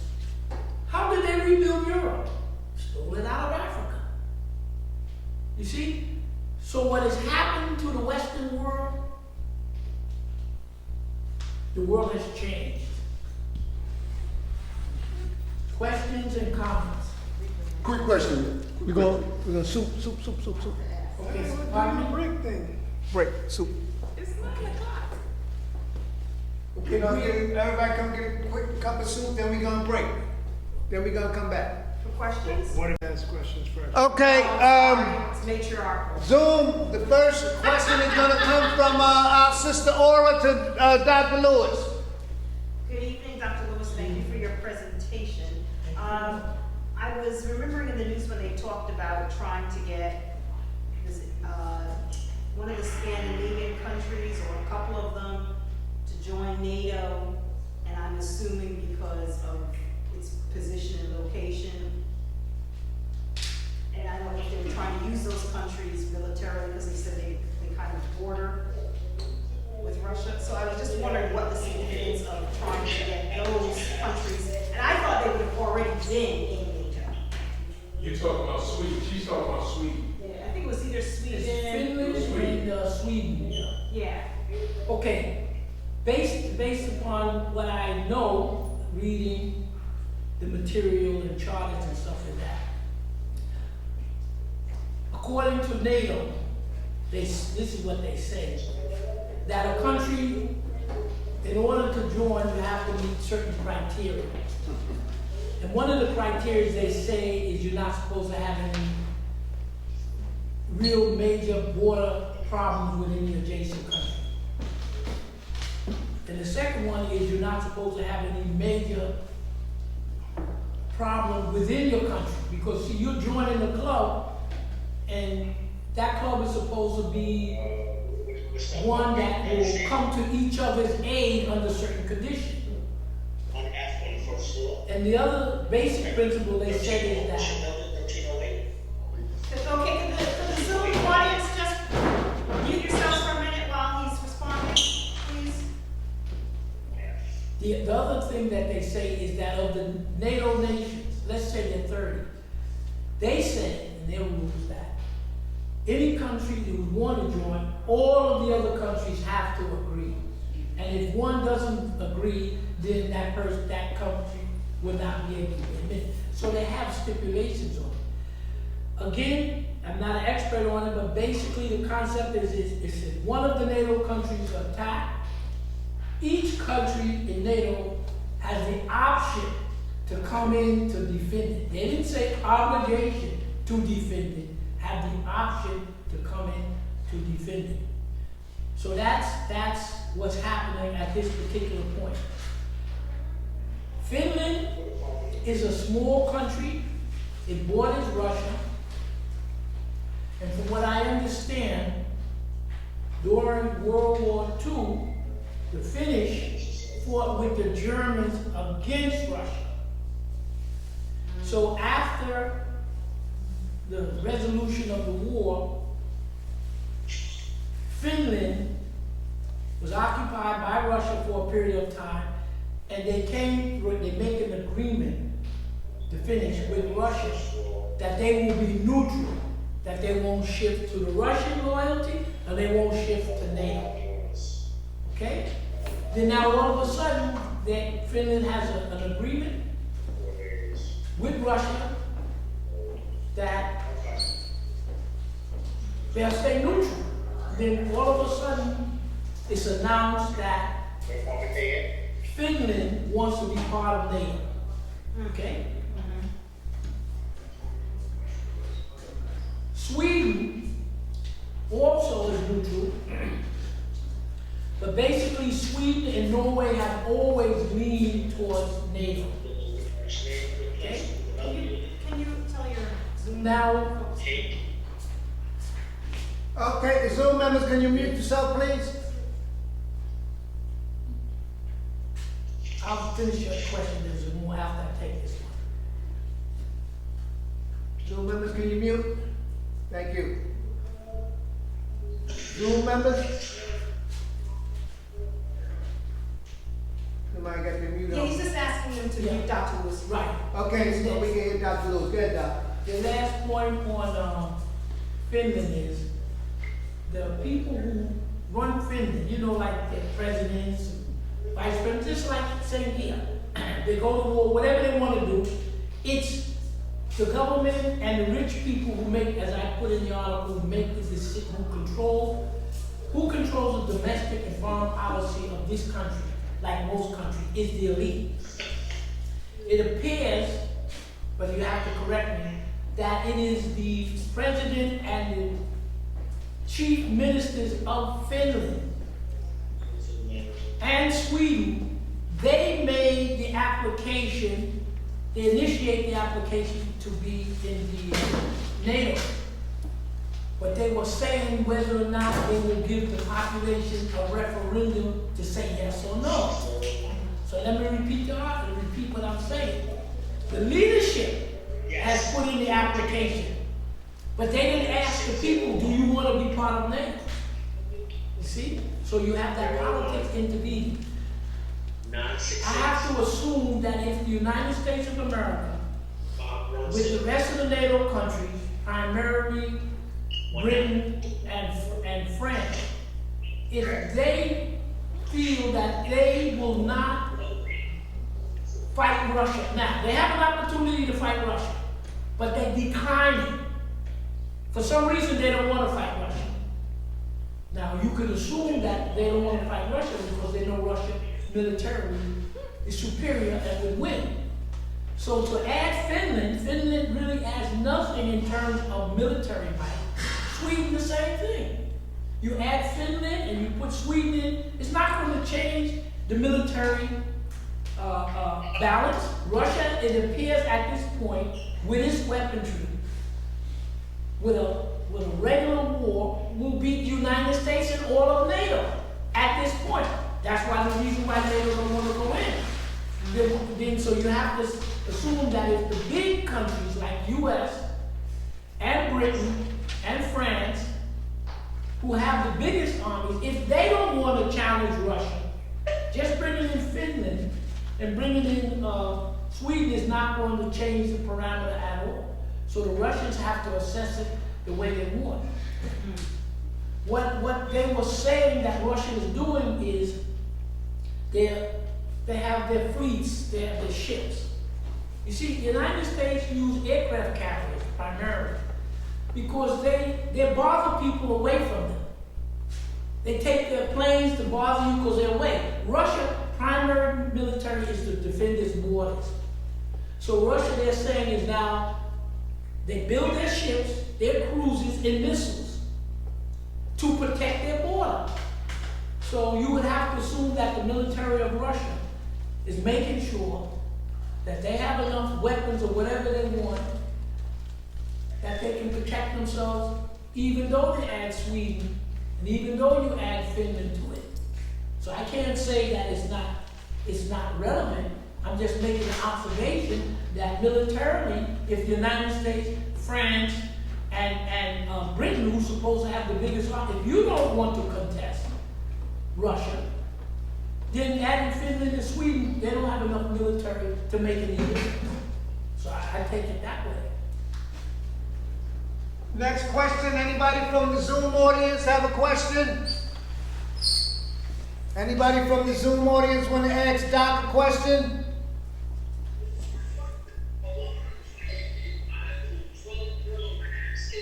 Anybody from the Zoom audience want to ask Dr. Lewis a question?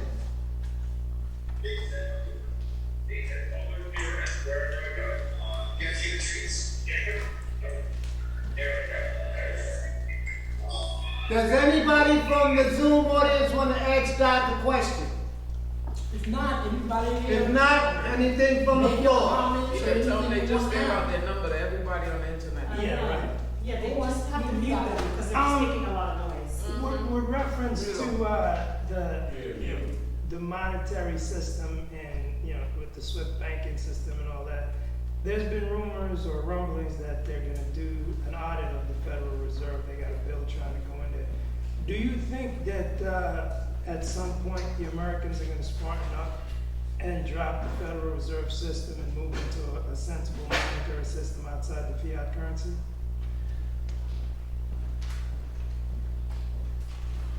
Basically, after World War II, when the United States became the dominant country economically, because their industry was able to build up. While, see, in 1900s, the turn of the century, the United States was about number 10.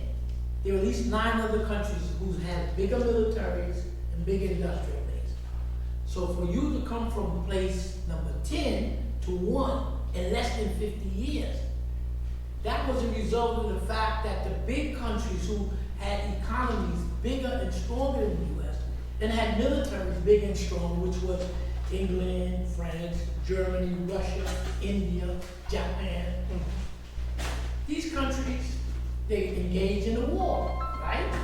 And what did they do? They destroyed each other's industry. So while they're destroying each other's industry, which was the only industrial country basically left to make things, the United States. So the United States started making planes and jeeps and weapons. They had a monopoly because whatever weapons the Germans and the rest were making, they were destroying each other.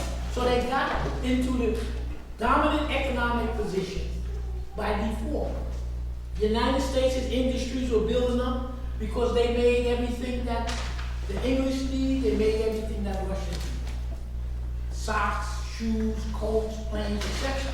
So they're building up while everybody else is being beat down. As if you had a grocery store and you're the smallest grocery store in the block, and you got 5 or 6 others that are much bigger. And then for some reason a fire breaks out in 1 or 2 of them. They out. Then these 2 big ones go out of economic war. You're growing and growing and growing while they're destroying themselves. So the United States comes out of World War II as the strongest economy, the biggest military. And the way things turn out, you had to use the US dollar. So the 3 things that made the United States dominant in the world after 1944 was the world. Who made the, remember, at the Bretton Woods, who made the decisions? England and France. England and US. France went along, all the other European countries, Australia and New Zealand. At that point, most of Africa was under colonial rule, except for, I think, Ethiopia, Liberia was under the US, and South Africa was under the whites. So we didn't, Africans at that meeting in New Hampshire, when they were setting the world parameters, the Africans were colonized, so they had nothing to do with that. Most of the Asians were colonized, they had nothing to do with it. And most of the Central and South American countries that attended, they didn't have anything to do. So you have white people, white powers, primarily US, England. They were the dominant power. The 3 dominant military powers after World War II was US first, Russia second, and Britain, UK. Dr. Lewis, yes. I would say that I think you're right, and the analysis is right. I think that you have to remember that America had just came out of a bloody internal war, the Civil War, where, you know, you're talking about close to a quarter of its people, or at least 1/5 to 1/4 was killed in that bloody war. White men were primarily killed. So you're talking about a recovery people, then the Spanish-American War. So while European was fighting itself and while European was involved in serious imperialism, America was building its factories in a recovery period. Correct. You know, sort of after operation, you go into recovery. Right. That's what America was doing. So I would say that after World War I, going into World War II, America still stayed pat for a while the world was fighting. And they fought while they was fighting each other, especially the European powers. So that by the time America entered, Russia had endured so much, because Russia really won the war more than anybody. They sacrificed and lost more than anybody. I would say that those 2 came out of World War II as the 2 top dogs. Correct. And by then, they had divided all those scientists in Germany. Mm-hmm. Russia took a significant amount, and America took the bulk of them and developed nuclear, took nuclear activity to another level because they took those scientists from Germany who was kind of like ahead of the field with respect to atomic power. So I think that's what attributed to it, because in the early part of last century, America wasn't engaged outright in imperialism. It was an empire, but it was just getting a little piece of things. Little piece. It wasn't the countries you described in that 1885 carving of Africa. America really wasn't a part of that. That's but- a teeny bit, just a But teeny not bit. as much. No, yeah, just But a it teeny had bit. it in place now, because what you mentioned, and I thought of it while you were talking, I said, you were describing how America reserved the right to go anywhere in the world. I said to myself, that's the Monroe Doctrine. Yeah, on a global scale now. On a global because- scale.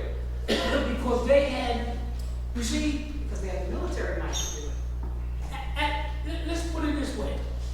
You're gonna develop industrially, as he said, when you have, I don't know, was it 25, 30, 40, 50% of many of the inventions came from African-based people here. That's one. The other thing is,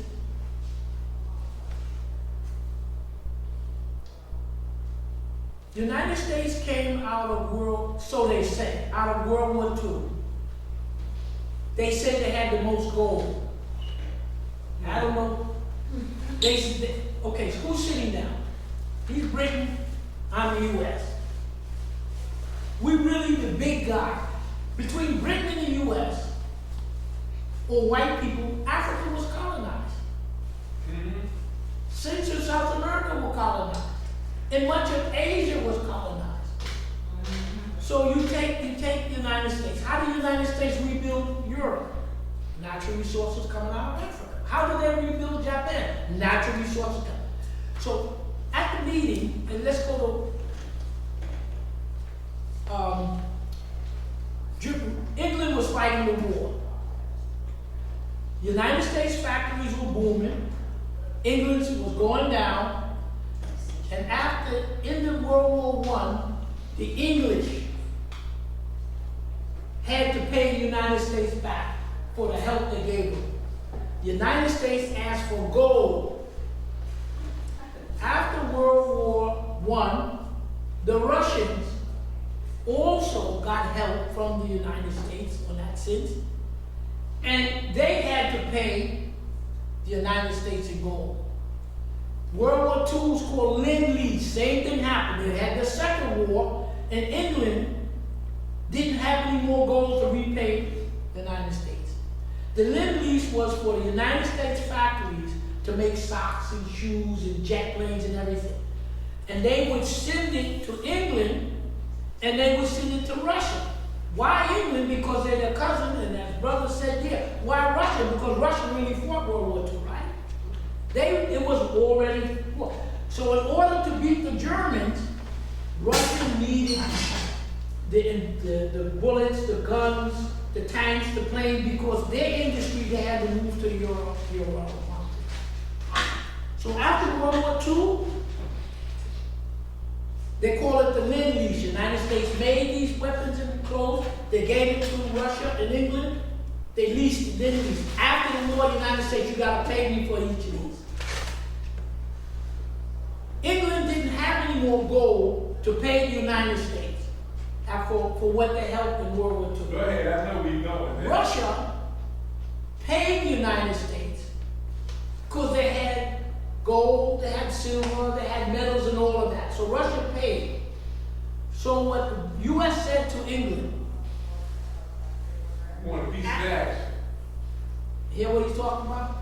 The Russia said, the United States told Russia, the white man told his white cousin, you don't have any more gold, give me a piece of the action. Tell him what was the piece of the action? You know that old saying about the sun never sets on the British Empire. He said you got to give up some of it. Right. Africa. So it's exactly what happened. They call it the colonial preference. The colonial preference was as Britain was an industrial power going down. They had parts of Africa, Ghana, Nigeria, They had parts of India, right? So the United States says, look, Russia can give me gold, silver, and everything. You can't pay me. This is what I want. I want a piece of the action. That's right. They call it colonial preference. What happened was England didn't want the competition of anybody getting into Africa to get the resources. So the condition they put on the United States and other Europeans was if you want to do business in Africa, they put a tariff on it. They made it so expensive for the U.S. and other European businesses to get a piece of Ghana, Nigeria, and South Africa. And they called that thing that Britain did, kept the trade and thing so high, they call it colonial preference. I'm going to raise the cost of business that you can't do it. So just what the brother said right there. They said, we want a piece of Africa. So what the British had to do was give them a piece of the action to South Africa, piece of that, you understand? And that's where the United States got this vast amount of natural resources, free to build up this country, free to build up Europe, free to build up Japan. Where did the natural resource, where did the copper, the iron, the cobalt, the nickel? They couldn't get it out of Russia because they couldn't get into Russia. But they always came to Africa to get everything. So just what he said, the piece of the action. The United States, England had to give up a piece of the action. That's what really pushed, jump-started the United States. They already had, at the end of the war, the largest industrial base because everybody else's industrial base was destroyed. So they got the largest industrial base. They have unlimited natural resources. And that's what really made the United States that powerful. And when they sat down, they say, we got the biggest military. Because they did, the military was intact. The only one can pose us is Russia. That's why I read to you all of the attempts they did to beat down Russia. Now, Dr. Lewis, tie that in with America at some point in its history, outlawing American citizens from owning gold, except in Europe. Okay, so what happened was the American, the white American, they saw the way the world was going, okay? So they benefited from World War I because the major industrial competition, by that time, who was the major industrial competition? Germany, England, France, India, all of these had bigger industrial base in the U.S. But while the World War I began to destroy the industrial base in Europe, the United States started building, right? They had all these natural resources, they had the Africans to build it. And the people say, look, by the time World War I, they destroy each other, we getting bigger. And we know we're going to have a second war because we Americans are going to make sure there's a second war. When you look at it. So they said you needed something to back the dollar. They wanted the dollar to be the reserve. Before the dollar was reserve currency, 1944, it was the British silver pound. The pound, with silver and gold. So Britain currency was backed by silver. So the United States knew and said, look, we're going to come out this second war on top. Africa's colonized, everybody, we're going to have the biggest industrial base, the strongest military, but we need gold. So what he's alluding to was the President Roosevelt signed an executive order, sent it to the Treasury, said, you got to give up your gold. Why they got to give up the gold? Because the corporations wanted to concentrate a large amount of gold, so when they sat down in 1944, because they knew what was going to happen, because they part of it, 1944, they came to the table and said, which currency should be the world currency in 1944? French didn't have enough gold. America had the most gold, according to them, but you never saw it. Wait, I'm sorry, who did they get that gold from? Okay, one, what he's alluding to was in the United States, people did business. When we weren't older, they used silver coins and they used gold. Right. You could go with gold coin. So they had to ban it. So you had to turn all the gold into the U.S. government So that, right, so that when the corporations sit down in 1944, the corporations will say, which, instead of the world using the British pound, the American wanted the world to use the US dollar. But in order to use the US dollar, you had to show that you had something to back it. And what you had to show was gold. So they started, like he said in the 30s, taking away all your gold, they concentrated wherever they did, you see? It was a man. Then the gold that they've been stealing out of Africa. And if you look at some of these printouts, who produces most of the gold? The largest number of gold is Russia and Africa. So where did the British get the gold from? Where did the US get the gold from? They stole it. What was Spain doing for 200 or 300 years but stealing gold and silver? So what he's alluding to is they took away the gold, put it in here, they say, all of the gold. So when they went in to get Gaddafi, they took the gold, they took the silver. They stripped your country. When they went to the Philippines, what do you think they raided? They stripped, Haiti. They're raiding. You ever see ants? Pirates. You ever see ants? They're army ants. So that's what he's alluding to, that the people between World War I and II, they wanted to concentrate the gold so they could sit down and say, but we're at the table. If we can go to Bretton Woods, it was British and US. They were the two most powerful countries, gun-wise, and trade.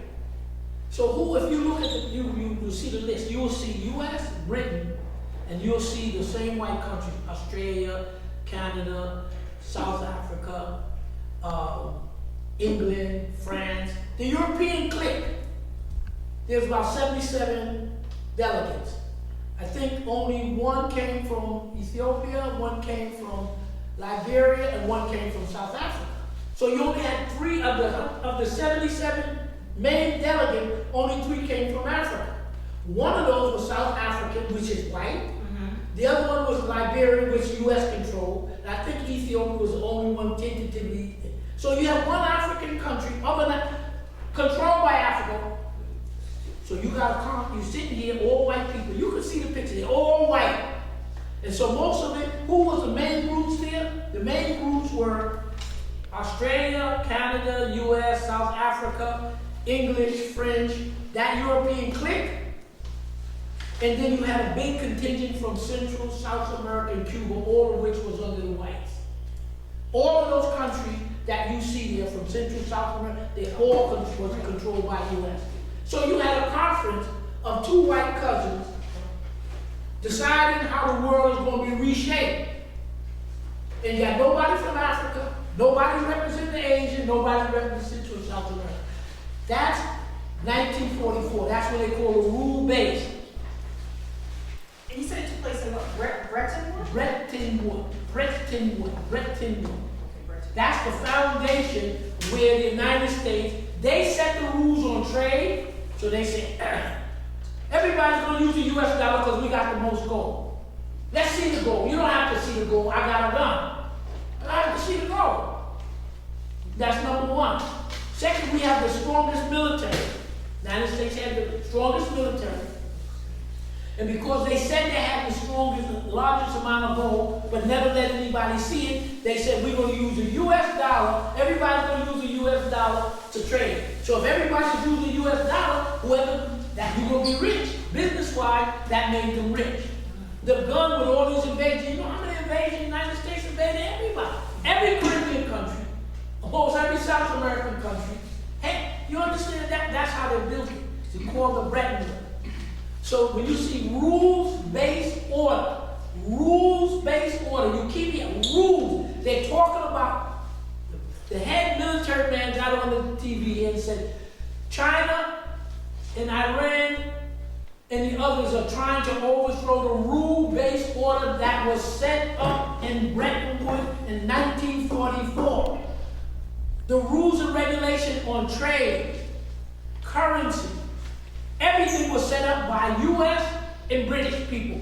No Africans had a say to that, no Asian, just those 2 white countries. They made the rules-based order.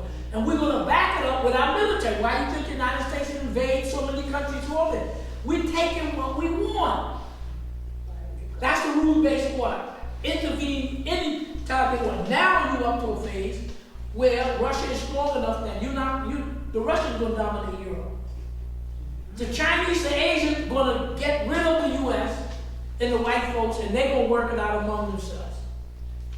The Iranians, the Syrians, the Turks, they gotta work it out among themselves. What do you have a European in there? What does the United States got to do with talking with Iran, Syria? You don't live there.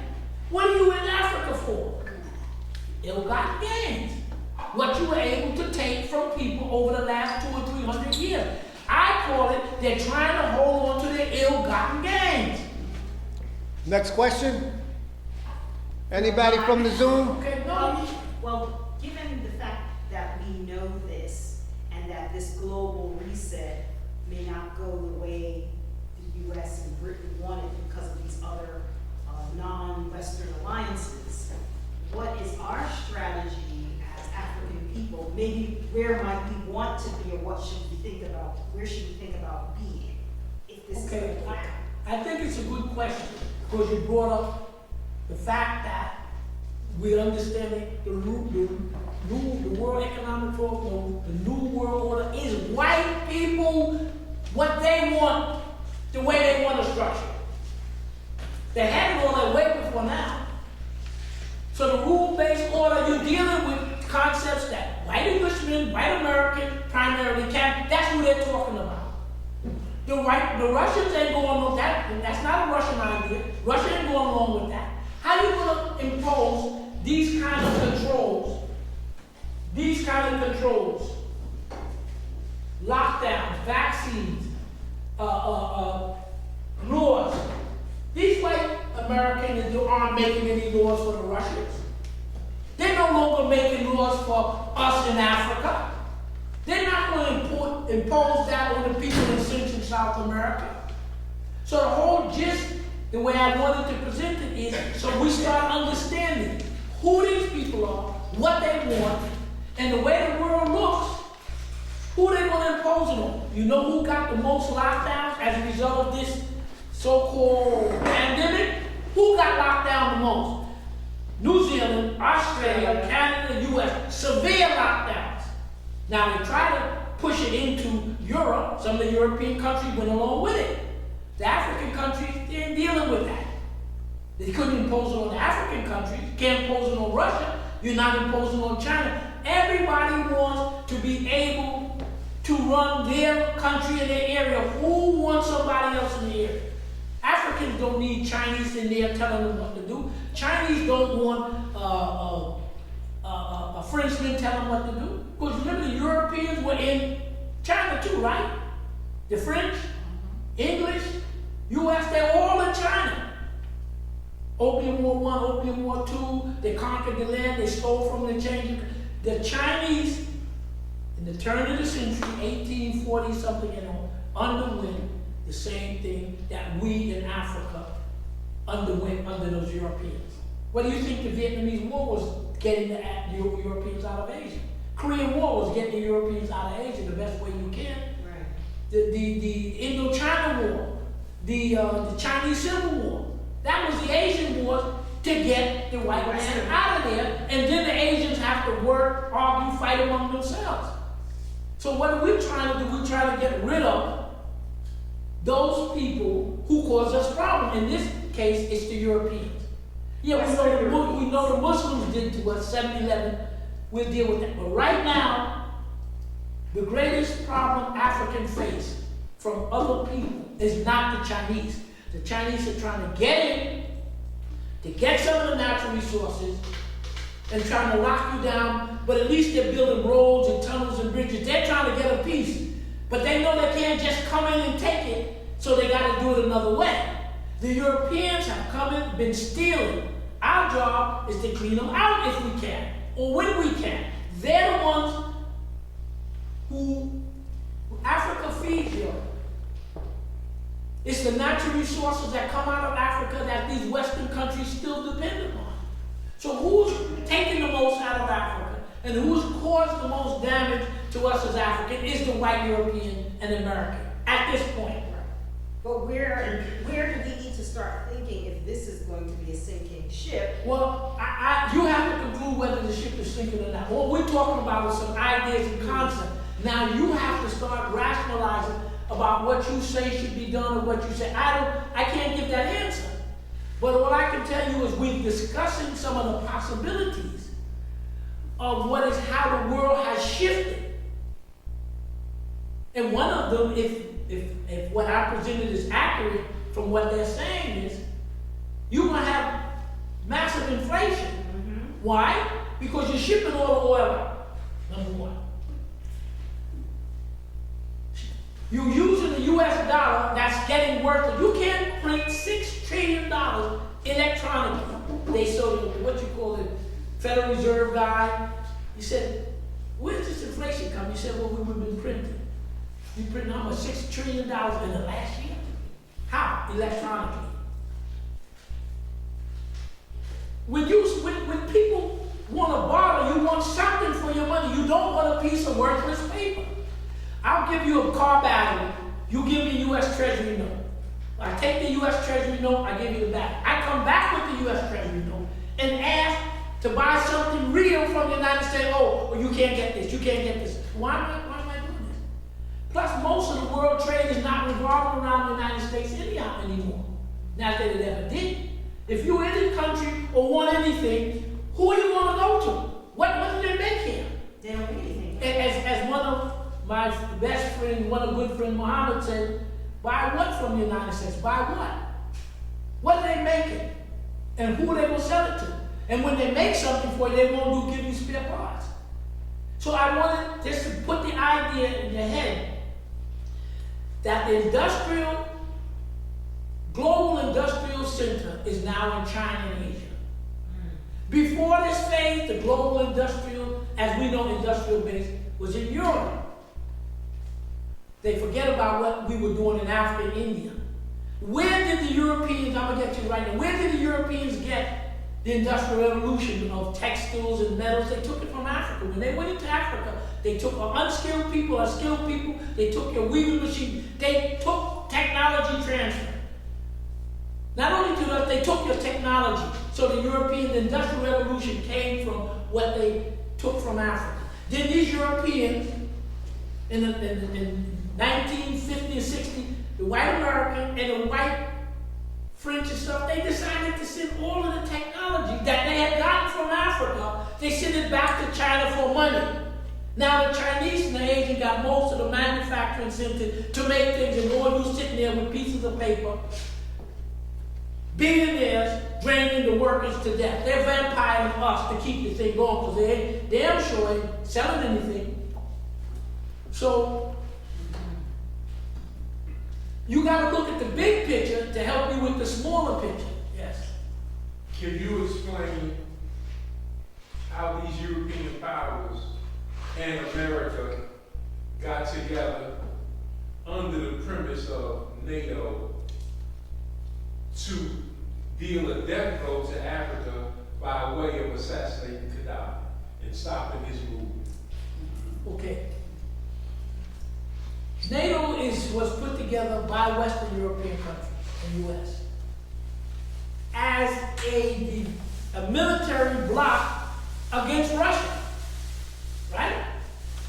But what I don't understand is World War I, World War II was supposed to be a war by the West, and who was the bad guy? Germany. If Germany was the bad person messing you up in Western Europe, Russia was the one, as the brother said, who lost 30 million people. They won the war. By the time the United States entered the war was over in nine months. There's a little bit of India stuff. Germany, Russia won. Russia beat Germany. Now you needed the weapons from the United States to make it possible. That's the Middle East. But Russia knocked off Germany. Who was the villain in World War II? Germany. How did Russia become the villain? In my opinion, the white Americans who now, businessmen who now want to get the influence here, they say Russia is the bad guy. Gaddafi. I'm gonna get the guy. Okay, Russia, okay. Russia's the bad guy. So somebody made Russia the bad guy. It don't make sense. To me, it's just what they said in NATO. The United States helped structure NATO to get their footing. See, you Europeans, you need me to protect you against this monster, Russia. But the monster was Germany. Russia was never the monster. So when they convinced the businessman or whoever to say, look, you need to hook up with me against Russia. NATO was there to get the United States footing, to keep the German business. If the German economy was allowed to build up, it would dwarf the U.S. and to keep Russia out. The United States can't get a foothold in Europe if Russia's there. They can't get a foothold in Germany. So that's what NATO was, a defense against Germany, against Russia. So they flipped the script. When he's referring to Gaddafi, remember everybody was supposed to use the US dollar. And one of the United States' main economic strengths coming from everybody having to use the US dollar. Cuba wants to trade with Trinidad and Tobago. What the hell is the United States involved in it? No, you Cuba cannot buy from from Trinidad, you Trinidad can buy. You both have to get dollars. So that means they both have to go to U.S. to get dollars here, U.S. And the white man said, you want these dollars? What you gonna give me? I'm gonna give you this piece of paper, but you gonna give me some food, you understand? It's a gimmick that you gotta use their currency, and they ain't got a damn thing to do with it. That's how they keep your currency strong, and that's how you get natural resources without having to have either advantage. Okay. Gaddafi, Egypt, and a few other African states got together and said, look, we need to have an African currency that we all could use so we don't have to use the British pound, US dollar, the franc. So they proposed African currency backed by gold. That's right. And they said that all African countries should sell their oil dealing in gold. But before that, the United States worked out something with Saudi Arabia, said oil can only be traded in dollars. Okay? Oil can only be traded in dollars. That was established in 1944 in Bretton Woods. And here Gaddafi comes along, 10 years ago? He comes along with the African countries, so we don't need the US dollar. We have enough gold to do an African currency. And when we do an African currency, the first one everybody's going to buy and sell in gold. Then it would be going to other things, so they had to stop it. So they destroyed Gaddafi, one of the primary reasons, so that the African Union would not have got a currency back with gold. Because he was a chairman of the African Union, and the Africans said, okay, we'll go along with it. Let's only sell our oil in gold. That would have destroyed the US dollar. And that's one of the things that made this country rich, is they go around stealing and overthrowing countries. People had to use their dollar. How did you get to the US dollar? In Bretton Woods, 1944, when everybody agreed with the US pistol that we're going to use the dollar, it's going to be backed by gold. So the people say, okay, this is what I'm going to do. I'll take a US dollar. But if I decide to return this US dollar, you got to give me, what was it? I can't think of the denomination. 32, okay. You need, if I give you back 32 US dollars, you got to give me back an ounce of gold. Okay, that was the deal. That we will use your currency, but at any one time, I will be able to take your US dollar and come back to you, US, and get my money in gold. You get the principle? And it was supposed to be 32 US dollars. You turn 32 US dollars back to the US, they're supposed to give you an ounce of gold. What happened was, it worked for a while. Because and then that meant that the United States could not print more than a certain amount of money. You only can print enough paper money to cover the amount of gold. So for every 32 pieces of paper, you better have an ounce of gold in.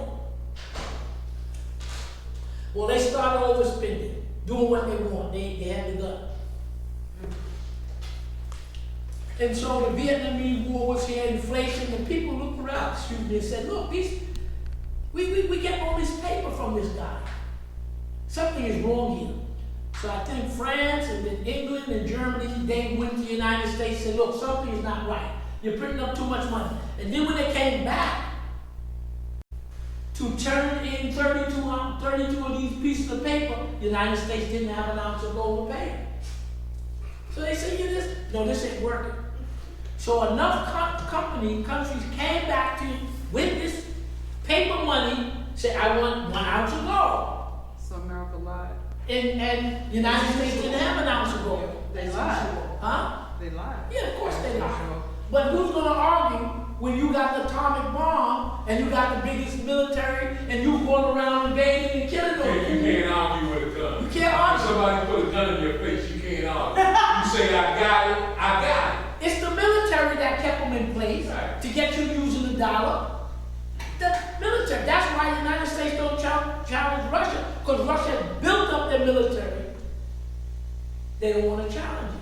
But if you listen to the news, you would get a Forget whole the news. story. You lying. Look, you have to go on the internet, and you got their other sites. You got to go on and look at them. There are a number of them. You can forget. The white man is going to tell you everything is all right. He ain't going to tell you the dollar's no damn good, and that Russia can beat us in China if they have a war in China. The ball game is over. You think you can't get anything now? What do you think you're going to get in China if they start a war? What boat's gonna come here and get no glasses? You ain't get no shoes? Nothing. You think you got problem with inflation now? You wait till war break out. If China and Russia, you're not gonna get anything. Okay. So United States said no. And when they started giving the gold, they didn't have enough gold, obviously, because you know who you're dealing with. So who was it? Bush, no, who's they kick out? The president that resigned. Nixon? Huh? The Nixon. president that resigned with Watergate. Nixon. Nixon. They told him to close the damn window. Close the gold window because you ain't got no gold. So the people said, no, this ain't right. So they had the white people, they said Kissinger did it, had to think of a scheme. So nobody said, we don't want this dollar. Dollar's no good, ain't nothing behind it. So in order to get the people to use the dollar again, the U.S. made a deal with Saudi Arabia. The deal was this.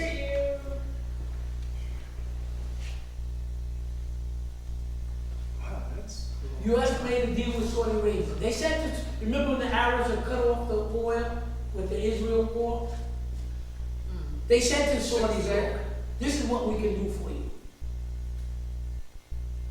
We would like you to sell oil for $4 a barrel Oh, yeah. and sell us all the oil we need for our industry. Now, if you sell the oil for $4 a barrel and sell enough, and because you were so powerful at that, Saudi so powerful, and you can get the other oil producers to sell oil for $4 an hour, $4 a barrel.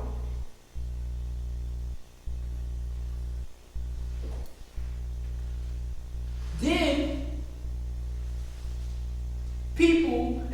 the people have to buy the oil with the U.S. dollar. Nobody, the U.S. dollar was worthless 1971. But to get people to use it again, Saudi Arabia told the rest of the countries, the oil only can be sold by U.S. dollars. So all the oil companies agreed to sell U.S. Why? Because U.S. had the gun there. See, they had the gun, we're going to invade and stuff. Plus, the world wasn't as strong as it is now. So they got the oil producing company, because at that time, 90% of what was being sold was oil. So they got the rest of the oil companies companies, Venezuela, Nigeria, all of them, to sell the oil only in dollars. So now you had to have US dollars to buy oil, right? That's how they got people to use the dollar again. You understand what happened? You can't sell oil without US dollars. Who said that? Saudi Arabia said it. Why? Because they were the biggest oil producer. And who the hell is Saudi Arabia? The US got the gun. The deal with Saudi Arabia was this. You sell oil for $4 a gallon. And I will militarily protect you True. from Israel Absolutely. and from all of your enemies.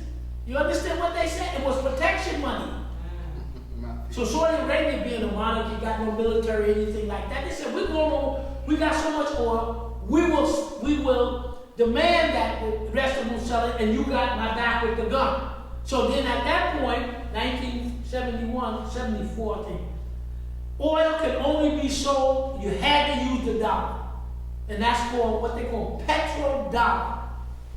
And it is that petrodollar that kept the US going. Remember, the US dollar was reserve currency in 1944? And it stopped being a reserve currency at 1971 because it ran out of gold. But to make people use it, they use gold as the oil. And what Saudi Arabia had to do was to sell it oil, $4. Everybody else fell in the line because they were the big guys, the US behind it. But the Saudis had to sell the United States all the oil they wanted, one, at $4 a barrel. The money that you made from the oil stays in the United States, and we invest in your money in our Treasury Department. You get it? And you must agree to spend X number of billions of dollars. So in other words, here's your profits. You sell us the oil, here's your profits. You have to take half your profits and leave it in our treasury bond to make us economically strong. Yes. Yes. And what you must do with the other money, buy U.S. weapons to protect you. And their number one customer for weapons is Saudi Arabia. Right. You see what they did? To protect you. I have to protect you from Israel and from this one and that one. A protection racket. Agree to sell me the oil at $4. Make sure you tell the rest of the oil producers they gotta sell at $4. And if they have any problem, we'll send an aircraft carrier over and the bombers.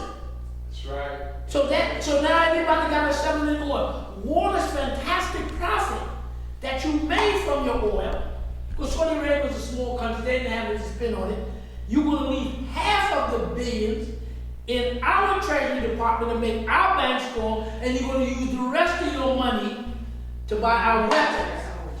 And then we'll dole out a little bit for you, for those Arab women who want the white women, and the little yachts and stuff. That's what the petrodollar, when you hear petrodollar, that's what it is. It was and it is the fact that most of the countries had to use oil up to this day, and most of what is bought, you had to use the dollar. So the people said, wait now, I got atomic bombs. I have a better military than the US. The hell am I doing this? So Gaddafi and them said, we don't need the US. Let us sell our oil and everything with they call it the dinar. It was a currency that the Africans said, we'll go right along with it. Then that would have crashed the US dollar, the British pound, they would have lost all their influence, so they killed them. They did it before to who? Saddam. When Saddam was the war, he stopped selling the oil in US dollar, he went to euro, they killed him, they knocked him off.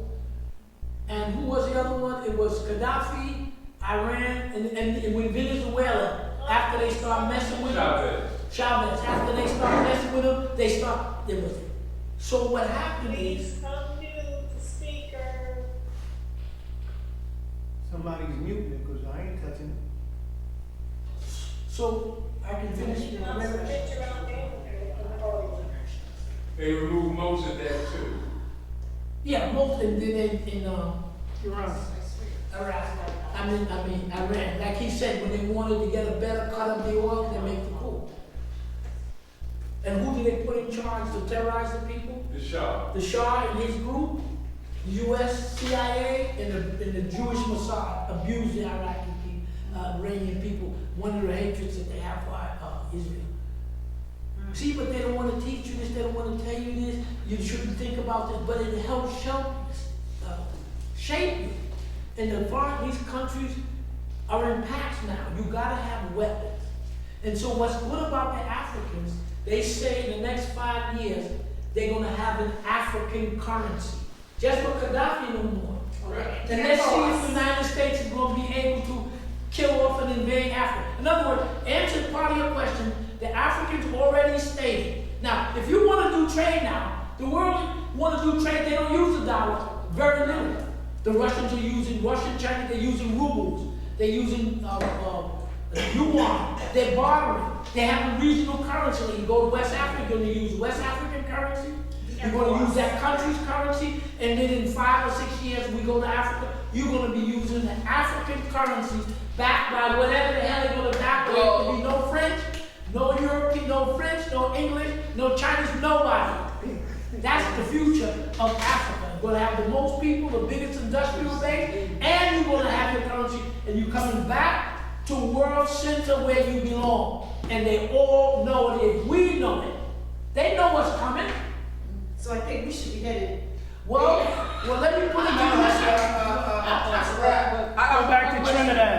There were a lot of people when George Floyd was killed, which are Well, look, you hit upon something that I wasn't going to mention because you're telling people. When you begin to start seeing, you have a lot of people, especially older people who have pensions, realize you can live much better out of this place.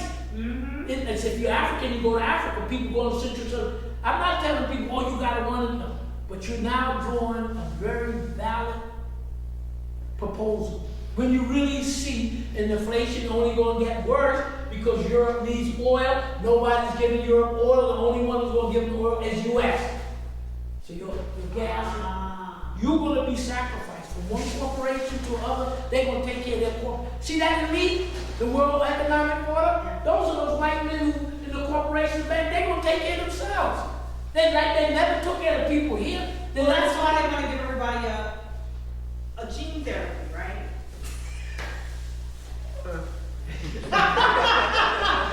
That's right. That's part of the reason I didn't go no name. You getting it now. Oh, I am. Thank you very much. So I'm like you and the rest of them. I don't know how they're going to make this world order. You're not going to put it over the Russians. You damn sure ain't going to put it over the Chinese. Africans don't want to even hear about it. Who are you going to put it over? The people you control. Australians, Canadians, the New Zealand, Canada, and U.S. and Britain. That's who got most of the so-called pandemic. That's who got most of the so-called whatever you call it jab. That's who got sickest, and that's who's not going down. The country in the area around the Middle East, I think it was Israel, they were the one who got the highest percentage of the jab, and they got the highest ratio of death. So that's who, in my opinion, from my conclusion, they're going to jam us down their throat where they want it. They want here, they want Britain, they want Australia, New Zealand, go the worst lockdown and the worst of all the jabs. Yes. Uganda. Say that again? Uganda. What about What's this? She's probably talking about, they just discovered recently in Uganda that they got over $12 trillion worth of gold they just discovered. Oh, Lord. That's what they estimate. Where do you think So the most U.S. of- gonna pop up and say sanctions? Where do you think, wait now, where do you think the English and everybody got the gold? You know they got some out of here, it's from Africa. The biggest gold producers are Africa, and Exactly. that's why China says, look, in other words, you gotta protect yourself. Right. Gotta have an alliance and something to protect yourself when they take you out. That's basically what it boils down to. Yes. It's different. The Congo, which is bigger than all of Western Europe, the president said we have enough resources to feed 1 billion. That's just one country in Africa. Africa is the joint. Everybody came there.